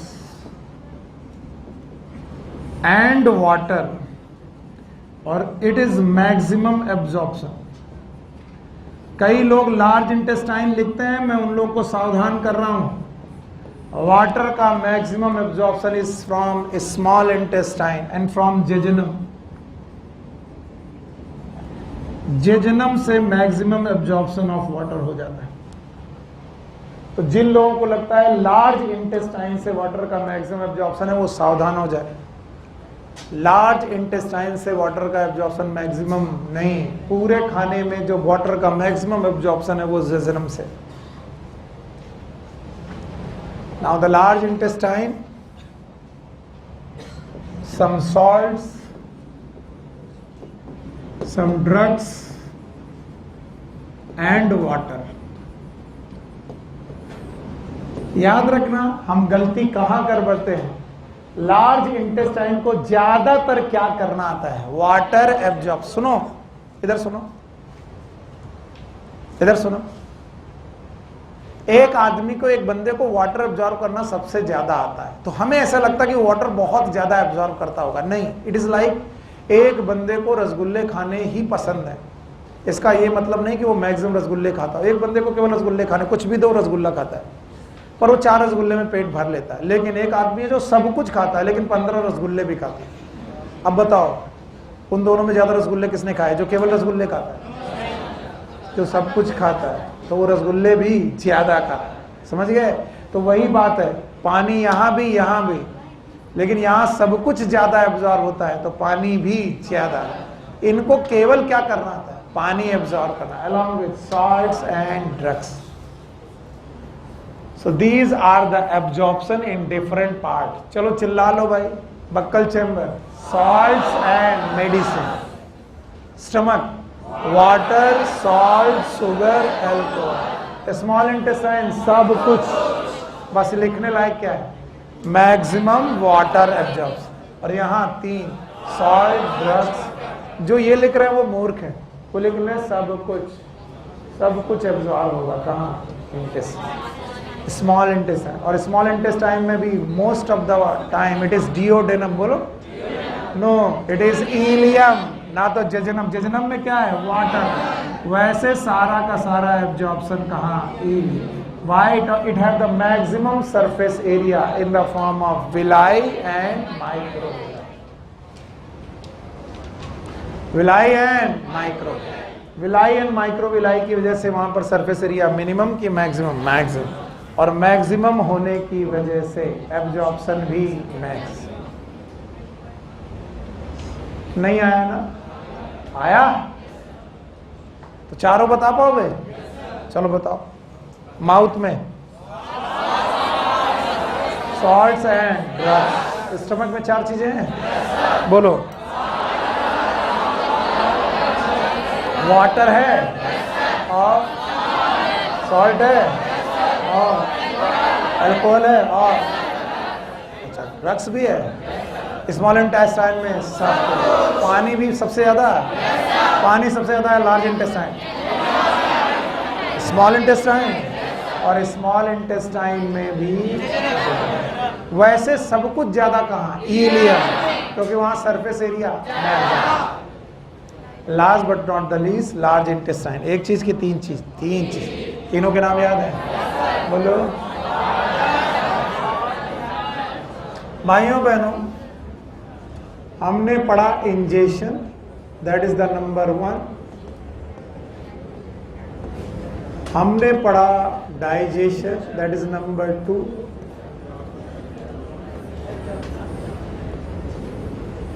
हमने पढ़ा एब्जॉर्प्शन। एब्जॉर्प्शन करने के बाद जो कुछ तुमने खाया है वो या तो पहुंच गया है ब्लड में या तो पहुंच गया है लिम्फ। बात करना बंद करो। आपने रोटी खाई, मुंह से, esophagus, stomach, duodenum, digest, glucose, blood. रोटी ब्लड में पहुंच गई। रोटी के फॉर्म में कि ग्लूकोज? चावल किस फॉर्म में? ग्लूकोज। दाल किस फॉर्म में? Amino acid. प्रोटीन के फॉर्म में ब्लड में पहुंच चुकी। और अगर आप लिम्फ में भी पहुंचे हो तो अल्टीमेटली आपको जाना कहां है? ब्लड। ब्लड की चीज तो ब्लड में रहती है, लिम्फ की चीज भी ब्लड में।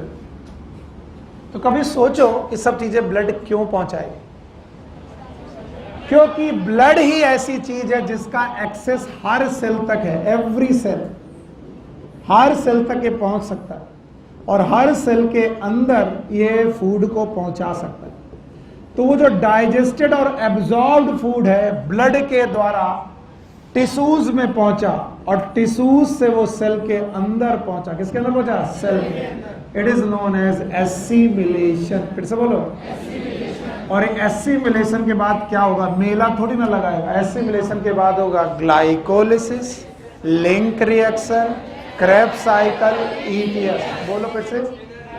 ग्लाइकोलिसिस और क्या बनाएगा? एटीपी। तो बताओ, ATP is energy. ATP is, तो आपने जो कुछ खाया उसको पचाया, उसको एब्जॉर्ब करके ब्लड में भेजा और ब्लड से उसको भेजा सेल के अंदर। This is known as assimilation. तो बताओ, एसिमिलेशन इंटेस्टाइन में होगा कि टिश्यू में? टिश्यू में। चारों स्टेप। पहला इंजेशन, डाइजेशन, एब्जॉर्प्शन, एसिमिलेशन। इसके बावजूद कुछ ऐसी चीजें रहेंगी जो ना तो डाइजेस्ट होंगी ना तो एब्जॉर्ब होंगी। अब करें क्या उनका क्या करें? फेंक दें? बिल्कुल फेंकेंगे। बताओ ये क्या है? सीकम। ये अपेंडिक्स। क्या यहाँ इलियम थी? वॉल का नाम याद है? बोलो क्या नाम? इलियोसीकल वॉल। देखो मेरे बच्चों, जो मैं पूछूं, मैं पढ़ा करके जो पूछता हूं वो बताना ही चाहिए। जैसे अनएब्जॉर्ब और अनडाइजेस्टेड मटेरियल और अनएब्जॉर्ब मटेरियल जो बेटा इंटेस्टाइन की दीवारों तक नहीं जा पाया, म्यूकोसा और ब्लड में नहीं जा पाया, वो इलियोसीकल वॉल से सीकम, कोलॉन और रेक्टम तक भेजा गया। इसका नाम रखा गया फीकल मैटर। बोलो क्या नाम? फीकल मैटर, या इसी को हम फीसिस बोलते हैं। फीकल मैटर या फिर फीसिस बोलते हैं, इसी को हम पॉटी बोलते हैं। अब ये पॉटी रेक्टम में जाकर के, फीकल मैटर रेक्टम में जाकर के टेम्पररी स्टोर होगा। परमानेंट की टेम्पररी। और दिन में 2 बार या दिन में 3 बार या दिन में 1 बार या फिर 5 दिन में 1 बार। ये वो लोग हैं जो 5 दिन में 1 बार जाते हैं। कहां जाते हैं? खुद सोचे। आपका ब्रेन, आपका ब्रेन एक नर्वस सिस्टम के द्वारा, नर्व के द्वारा एक स्टिमुलस भेजेगा। हाथ जोड़ रहे, सुन लो, गंदगी बस जैसे बोलो तुम चालू हो जाओ, हम ही गलत आदमी। और इस स्टिमुलस का नाम है मास पेरिस्टाल्सिस, मास पेरिस्टाल्सिस। और इस मास पेरिस्टाल्सिस की वजह से एक वेव बनेगी। क्या बनेगी? वेव, जो आंत को बहुत तेजी से बेटा मूव कराएगी। और इस वेव की वजह से फीकल मैटर एनस के थ्रू बाहर निकलेगा। प्रोसेस का नाम है डिफिकेशन। बोलो क्या नाम? Defecation. And this defecation is also known as egestion. फिर से बोलो। स्टेप नंबर 5वां, चिल्लाओ। पहला ingestion, digestion, absorption, assimilation, egestion. तो इजेशन किसका होगा? जो डाइजेस्टेड है। कहां पर रुका है? रेक्टम। और रेक्टम से कैसे मूवमेंट होंगे? मास। और ये मास मूवमेंट आपके सर्केडियन रिदम पे डिपेंड करते हैं। Circadian rhythm is that rhythm which is 24 hour biological cycle. 24 hour biological cycle. किसी को अगर सुबह 7 बजे जाना है तो वो 7 बजे उन मोशन को मूव करे, महसूस करेगा। किसी किसी को दोपहर में 11 बजे जाना है, वो 11 बजे महसूस करेगा। पर डे ऑलमोस्ट उसी समय। और अगर ऐसा नहीं हो रहा है, इसका मतलब आपको स्ट्रेस है। क्या है? आप किसी तनाव में गुजर रहे हैं, आपको कब्ज हो गया। क्या हो गया? ये बीमारी है। याद रहेगा? तो याद रखना, it is also known as constipation. Otherwise एक नॉर्मल हेल्दी इंडिविजुअल को दिन में 2 बार, कितनी बार? नहीं, 2 बार, दिन में 2 बार पेरिस्टाल्टिक मूवमेंट होते हैं। ये और बात है कि तुम दबा ले जाते हो। अब जो साइंस बोलेगी वही तो पढ़ाएंगे। इसलिए गांव में जाओ, लोग आपको दिखाएंगे। गांव के लोग सुबह और शाम दोनों टाइम डिफिकेशन करते हैं। अब तुम यहाँ शहरी आदमी हो, तुम शाम को भी भर लेते हो, ऐसे मत किया करो। तो 2 बार जाना इज हेल्दी, 2 से ज्यादा बार जाना इज डायरिया, 2 बार से कम बार जाना इट इज कॉन्स्टिपेशन। ज्यादा गए तो, कम गए तो कॉन्स्टिपेशन। बाय बाय करो इन्हें। 5 स्टेप हो गए। बोलो। पहला ingestion, digestion, absorption, assimilation. Now the disorders of. देखो, जिसको जाना होगा, जिसकी भी क्लासेस 2 बजे है, वो अपना निकलेगा चुपचाप, बिना किसी को डिस्टर्ब किए। मैं बिना चैप्टर खत्म किए यहाँ छोड़ने वाला हूँ। अगर तुम्हें दुनिया भर के बंदे की क्लासेस इंपॉर्टेंट लगती है और मेरी यूजलेस लगती है तो बेटर आप छोड़ दो अभी। कभी कभी महीने में 1 बार ऐसा क्लास आता है। मैं नहीं चाहता कि चैप्टर कल तक चले। कल मैं नया चैप्टर शुरू करना चाहता हूँ। और शाम को एंडोक्राइन सिस्टम पढ़ाऊंगा मैं। 6 से 8 आपको एंडोक्राइन सिस्टम पढ़ाना है मुझे। तो आप आज शाम को 6 बजे से 8 बजे के बीच में इनवाइटेड है फॉर द एंडोक्राइन सिस्टम। आपकी मर्जी, आप ना पढ़ें, हमें अपना कोर्स कंप्लीट करना है। ओके।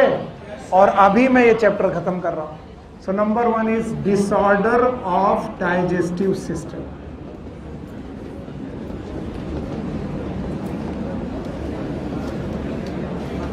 और अभी टाइम भी नहीं हुआ और फिर भी यस सर, छोड़ दो सर, ये कर दो sir.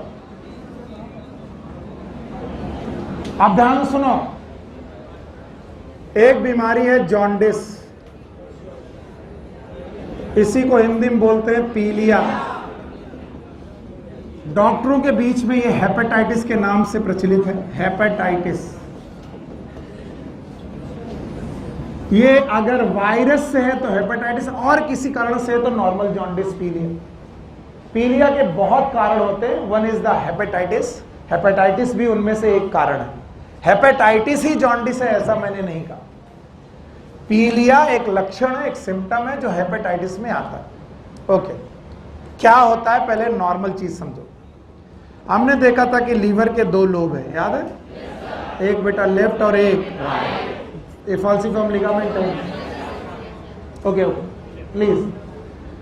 It is right hepatic artery, left hepatic artery, common hepatic artery, cystic artery, gall bladder, common bile duct, hepatopancreatic duct and डियोडेनम।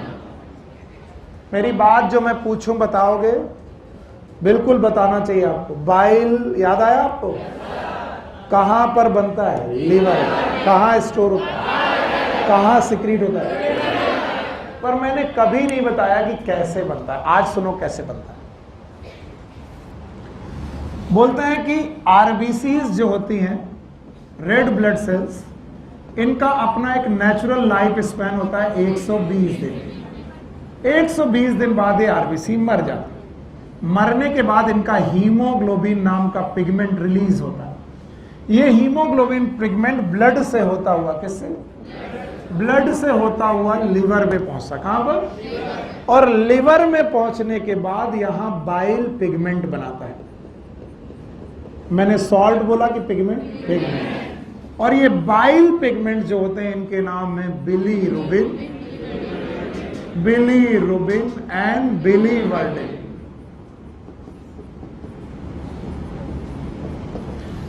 ये बिलीरुबिन और बिलीवर्डिन नाम के पिगमेंट यहां पर एक जूस बनाते हैं। जूस का नाम है बाइल जूस। फिर से बोलो, बाइल जूस में 4 चीजें होती, मैंने पढ़ाया था। Bile salt, bile pigment, cholesterol, phosphate. ये बाइल निकलता है कॉमन हिपैटिक डक्ट से सिस्टिक डक्ट में, यहां स्टोर हो जाता है। स्टोर हो जाता है? भूल गए? याद है? गॉल ब्लैडर से बाइल निकलता है और जाता है डिओडेनम में। कहा? डिओडेनम में मिसल्स वगैरह बनाता है, डाइजेशन करता है। फिर लार्ज इंटेस्टाइन, कहां? और एनस से बाहर। याद रखना, इसीलिए कई बार लोग बाइल को एक्सक्रीटरी सब्सटेंस भी बोलते हैं। नहीं सुना मैंने? ये डाइजेशन में हेल्प करने के बावजूद भी एक्सक्रीट कर दिया जाता है। क्योंकि बाइल पिगमेंट का कलर ग्रीन येलो होता है। कैसा होता है? ग्रीन येलो, या ग्रीनिश येलो, या ग्रीन येलो।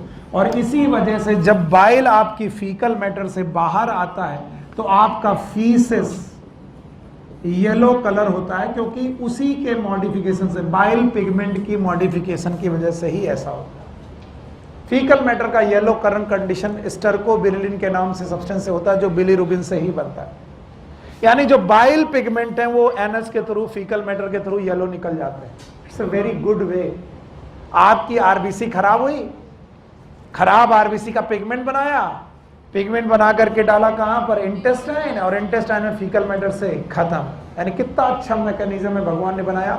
आरबीसी मरी, हीमोग्लोबिन टूटे, हीमोग्लोबिन से बिलीरुबिन, बिलीपिगमेन और बाहर। ये बात और है कि इसी दौरान आपको बाइल ने फैट डाइजेशन किया। क्या किया? फैट।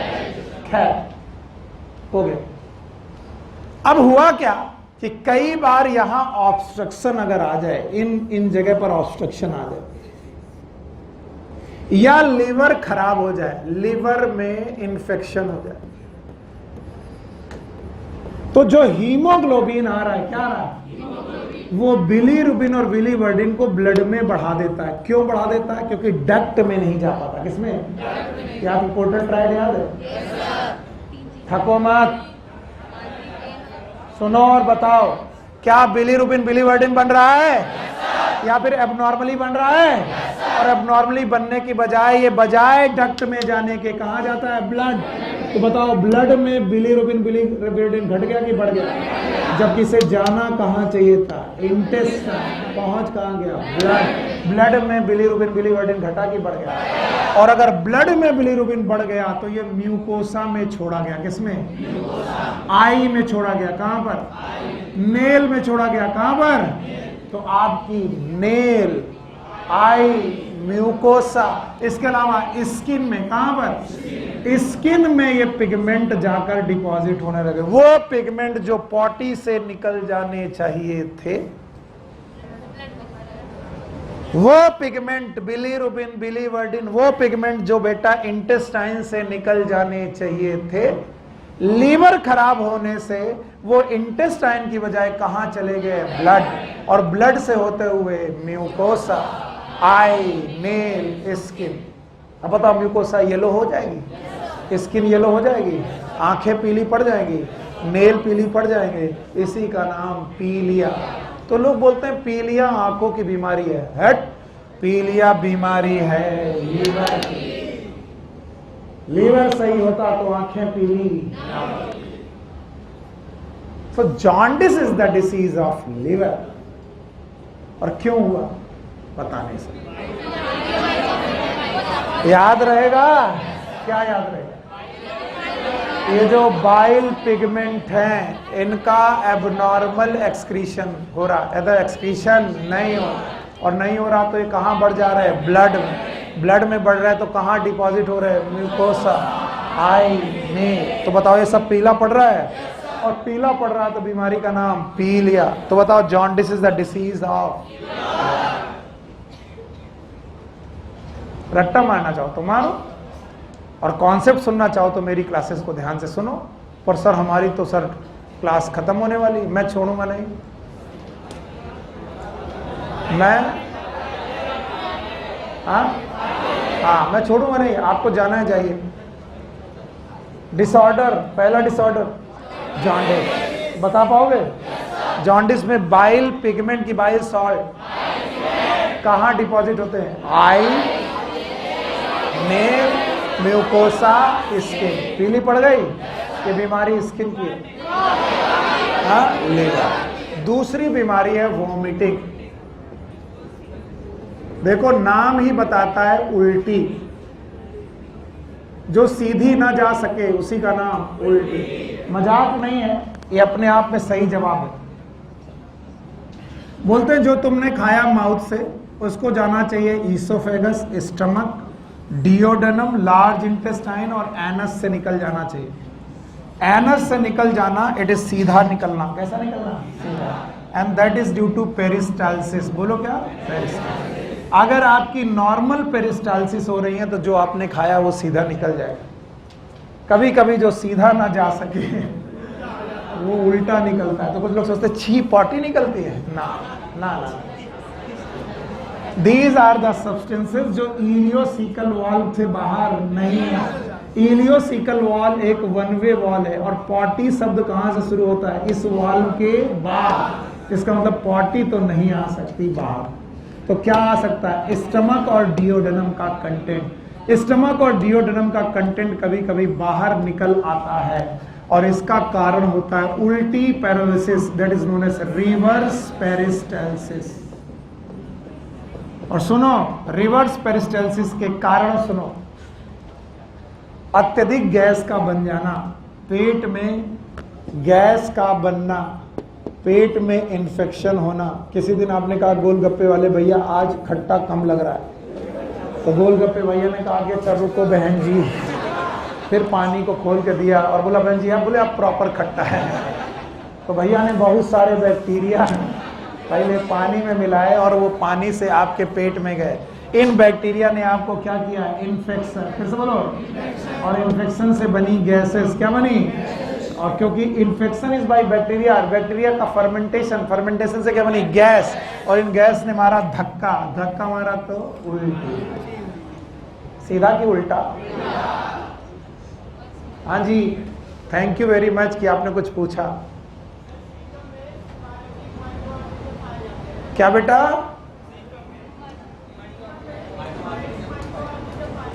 हाँ, वो दे आर कॉमेंसलिज्म। सुना ना?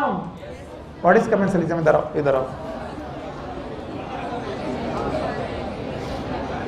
There is one relation known as commensal parasite, commensalism. What is that relation is known as? नहीं, दो लोग साथ में रहें, कितने लोग? एक को कोई फायदा और नुकसान ना हो और दूसरे को फायदा। तो there are so many bacteria present in our caecum, they digest cellulose for us. किस क्या? क्योंकि सेलुलोज डाइजेस्ट करने का एंजाइम हमारे पास नहीं है। तो अगर हमारे पास कोई घास फूस चला गया है तो या तो वो घास फूस के रूप में ही बाहर आता है, तुमने पालक ज्यादा खाई उस दिन हरा हरा बाहर, और अगर थोड़ा बहुत पच भी गया है तो हमने पचाया कि बैक्टीरिया ने? बैक्टीरिया। तो वो कहाँ रहते हैं? Caecum. These are the cellulase bacteria. उसमें क्या है? These are known as methanogen. ये पढ़ाया था तुमको। काहे हमारे गोबर गैस का नाम गोबर गैस है? इधर आओ। वाई द गोबर गैस इज नोन एज गोबर गैस? पता नहीं सर। चिल्लाओ, सब लोग चिल्लाएंगे। मिथेनोजेन याद है? इंटेस्टाइन में रहते हैं। एरोबिक क्या एरोबिक? मिथेन गैस पैदा करते हैं, बदबू आती है, मिथेनोजेन। और बताओ, और पढ़ के आओ, फिर पूछना। These bacteria are methanogen, which are the cellulose digesting bacteria.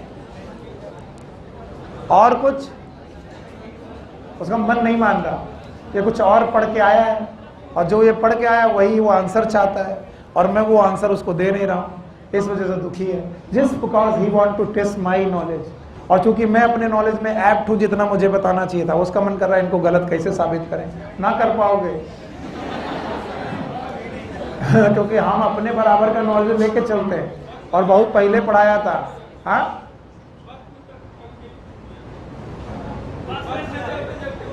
अरे उसका कारण नर्वस सिस्टम है, और नर्वस सिस्टम इधर आओ. 3 ईयर आते जाओ, एक्सटर्नल, मिडिल, इंटरनल. उसमें मेम्ब्रेनस लैबिरिंथ, बोलो क्या? मेम्ब्रेनस लैबिरिंथ में कैल्शियम कार्बोनेट, ओटोलिथ, बोलो ओटोलिथ. ओटोलिथ का 3 डायमेंशनल सेमी सर्कुलर कैनाल, बोलो. तो फिर क्यों पूछ रहे हो? अभी तक पढ़े ही नहीं. तो कान में ओटोलिथ की 3 डायमेंशनल पोजीशन, सुनो सुनो सुनो, 3 डायमेंशनल पोजीशन बिगड़ने की वजह से सेरिब्रम को लगता है कि बॉडी इधर उधर मूव कर रही, और जिस सिकनेस का नाम है मोशन सिकनेस, बोलो मोशन सिकनेस, फिर से बोलो मोशन सिकनेस. तो जब भी आपकी बॉडी थोड़ी बहुत मोशन करेगी, आपकी नर्व गड़बड़ होगी और आपको उल्टी फील होगी, that is known as motion sickness. इसका डाइजेशन से कोई लेना देना नहीं है.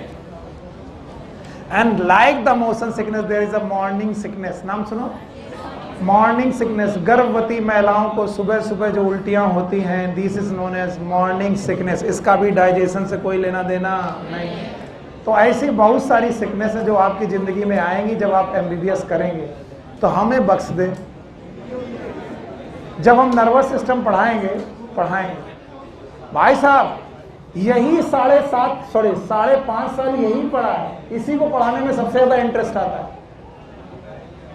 एमबीबीएस करते वक्त यही पढ़ा है.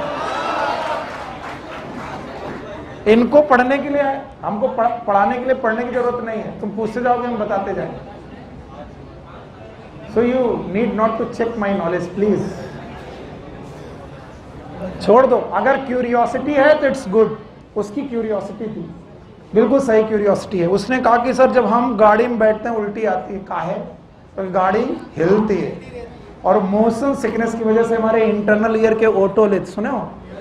अब नाम ही नहीं सुना तो हम क्या करें? वो आपको 3 डायमेंशनल डिस्टरबेंस पैदा करते हैं. मैं पढ़ाऊंगा, थोड़ी देर रुको.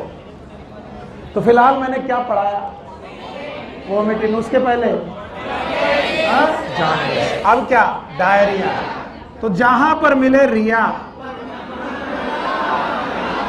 मतलब उसका बह जाना. जहां तुम्हें शब्द मिले रिया, मतलब ये बह गया. राइनोरिया, नाक का बहना. बहना नहीं, बहन नहीं. बोले एक बहना मतलब बहन नहीं, वो बहन नहीं. बहना मतलब टू फ्लो. तो बहना नहीं. नाक का बहना, राइनोरिया. गोनेड का बहना, गोनेड से वाइट डिस्चार्ज, गोनोरिया, सुने हो? और इंटेस्टाइन का बह जाना, डायरिया. जहां जहां रिया, वहां वहां. तो diarrhoea it is a fluidity. चुप रहो. Fluidity of the faecal matter. Faecal matter की फ्लूइडिटी हो जाना, और साथ में एबनॉर्मल फ्रीक्वेंसी.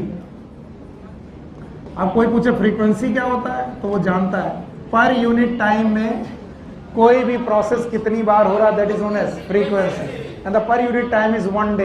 एक दिन में ज्यादा से ज्यादा कितनी बार? 2 बार, और 2 बार से ज्यादा.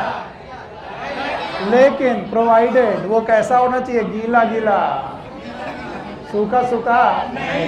तो गीला गीला अगर आ रहा है, देखो कितना गंदा बोलते हैं सुनील सर. बट बेटा जिंदगी में यही आएगा. आप पूछोगे साहब पोटी आ रही, तो आपको पूछना पड़ेगा कैसी. तो बोलेगा सर वाटरी डायरिया है, और इस डायरिया के लिए आपको जोर लगाने की जरूरत नहीं, सब अचानक बह जाता है. कितना गंदा बोल रहा हूं. क्या ये आपने फील किया है? Do you like it? Yes. नहीं, इसको कोई लाइक नहीं करता. जब भी ये होता है आपकी हालत ऐसे हो जाती है जैसे आपको 10-15 दिन से दबा दबा के मारा गया है। हाँ, मेरे को लाइफ में कई बार हो चुकी है। अगर तुम्हें नहीं हुई तो तुम्हें कब्ज है। आज बदतमीज कहीं। यहाँ कौन सी झंडू बाम? तुम्हारी डिग्री हम हर लेंगे। लगाने की चीज खिला रहा है। हमारे यहाँ पर एक्चुअली ये हुआ, एक बार ऐसा हुआ, किसी ने किसी को आयोडेक्स दिया। वो गांव का इतना बंदा आदमी था, उसने कहा सारी दवाइयां सुबह दोपहर 3 बार खानी है, और उसको बैक एक भी थी तो आयोडेक्स भी लिख दिया। अब उसने कभी आयोडेक्स नहीं देखा था, इतना दूरस्थ गांव का था। तो उसने कहा कि साहब ये खाने में बड़ी दिक्कत होती है, ये बताओ रोटी में लगा खाया करें। तो डॉक्टर साहब ने कहा ये तुमने खा डाली क्या? बोले हाँ, आप इनको कहा था सुबह दोपहर शाम। तो हर चीज खाने की। हे राजन, जिसे तुम बाम कह रहे हो वो खाने के लिए नहीं। तो हे राजन, अगर तुमने बाम खाया तो डायरिया घटेगा कि बढ़ जाएगा? तो हे राजन, आपकी बुद्धि सठिया चुकी है। भाइयों देखो, आप मजाक कर रहे हो, आपका टाइम वेस्ट हो रहा है। फ्लूइडिटी ऑफ फीकल मैटर बढ़ जाएगा, एबनॉर्मल फ्रीक्वेंसी बढ़ जाएगी। फ्रीक्वेंसी घटेगी कि बढ़ जाएगी? बढ़ जाएगी। और आपको अगर ऐसा हो रहा है तो आपको डायरिया हो रहा है। Now the constipation. Constipation diarrhoea का एकदम उल्टा है। इसको हिंदी में बोलते हैं कब्ज। कब्जा नहीं, बोले घर में कब्जा कर लिया, कॉन्स्टिपेशन कर लिया। ओके, इट्स कब्ज। व्हाट इज कब्ज? इंटेस्टाइन में, लार्ज इंटेस्टाइन में जहां रेक्टम है, कहां पर बेटा? रेक्टम में पॉटी रुक जाए और स्टोर रहे, एबनॉर्मल टाइम तक रहे। एबनॉर्मल। अभी सुनो, मैं कोलॉन में क्यों रोक रहा हूं, सुको चुपचाप। पहले पूरा पढ़ा लेने दिया करो, फिर बता रहे। रेक्टम में रुकने का कारण क्या है कि आपकी सर्केडियन रिदम खराब हुई। तो सर्केडियन रिदम खराब होने के कारण आपका स्ट्रेस हो सकता है। आपने 2-3 दिन खाना नहीं खाया और आपको मोशन नहीं हुए। जब मोशन नहीं हुए तो आपकी रेक्टम में पड़ी हुई जो बेटा फीकल मैटर है वो रेक्टम में पड़ी रही। और रेक्टम की खास बात है उसकी इंटेस्टाइन वाटर बहुत एब्जॉर्ब करती है। तो उसने सारा वाटर, जो पॉटी था, पॉटी का सारा वाटर एब्जॉर्ब कर दिया। And the potty become the thick, like solid, like it become like the hard stone, stony solid हो गई। And that is known as faecolith. अब उस क्वेश्चन का जवाब जिसने पूछा, जब ये फीकोलिथ हो गई तो यहां पर जो पॉटी है वो रेक्टम के पास रुकी हुई। अब नया फीकल मैटर जो बन रहा वो रेक्टम में रुकेगा कि कोलॉन में? अब जब कोलॉन में रुकने लगा, ये रुकना नॉर्मल है कि एबनॉर्मल? एबनॉर्मल। रेक्टम में रुकना नॉर्मल। क्यों रेक्टम के वाला निकल नहीं पाया? क्योंकि वो फीकोलिथ हो गया, एकदम हार्ड स्टोनी हो गया। और इस हार्ड स्टोनी को बाहर निकाल पाना इट्स इम्पॉसिबल। कई बार इतना ज्यादा हो जाता है कि हमें इनेमा लगाना पड़ता है। क्या इनेमा? हम एनएस के थ्रू जेली डालते हैं और इसे लिक्विफाई करते हैं। यह है कब्ज। क्योंकि रेक्टम में रुकना इज नॉर्मल, और रेक्टम अगर ब्लॉक है तो बाकी फीकल मैटर कहां रुकेगा? हाँ, कोलॉन। और बेटा कोलॉन में रुकेगा तो कोलॉन में रुकना it is known as constipation. अब क्या करें? या तो हम यहां सॉल्ट डालें, सॉल्ट डालने से यहां की ऑस्मोलैरिटी बढ़ जाएगी, पानी बाहर निकलेगा, ये लिक्विफाई होगा, बाहर आएगा। या फिर हम जेली लगाएं, that is known as enema. बोलो क्या? और कई बार ऐसा होता है इनेमा निकाल के लगा करके हम लोग ये पूरा पॉटी बाहर निकालते हैं, it is known as constipation. और कॉन्स्टिपेशन की खास बात है, अगर सब कुछ रुक गया तो बहुत गैस बनेगी, और गैस बनने की वजह से आपको कोलिक पेन होंगे, कोलॉन में बहुत पेन होगा, और साथ में वॉमिटिंग भी होगी। क्या होगी? तो ये नॉर्मल चीज नहीं है, बहुत मुश्किल में डाल सकती है आप। इसलिए रोज का रोज सुबह शाम फ्रेश होते रहिए, पता नहीं किस दिन आपको क्या हो जाए, कब्ज। हटा दें? चलो, इसके बाद आखिरी बचता है इनडाइजेशन। नाम में ही है अपच। Indigestion is also known as अपच। खाने ना पचने का कारण क्या हो सकता है? Abnormal secretion of enzyme,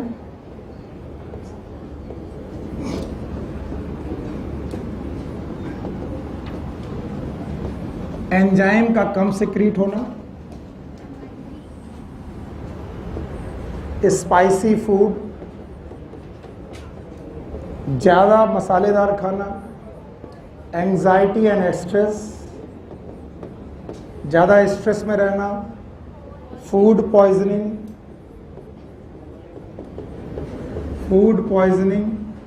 और कुछ ओवर ईटिंग, ज़्यादा खाओगे तब भी over eating.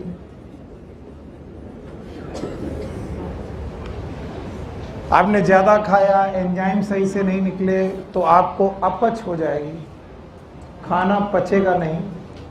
That is known as अपच, इंडाइजेशन और इंडिजेशन। अच्छा सही से बताओ कितने लोगों को 2 बजे क्लास करनी है? करनी है? जाओ, take care, good luck, bye bye.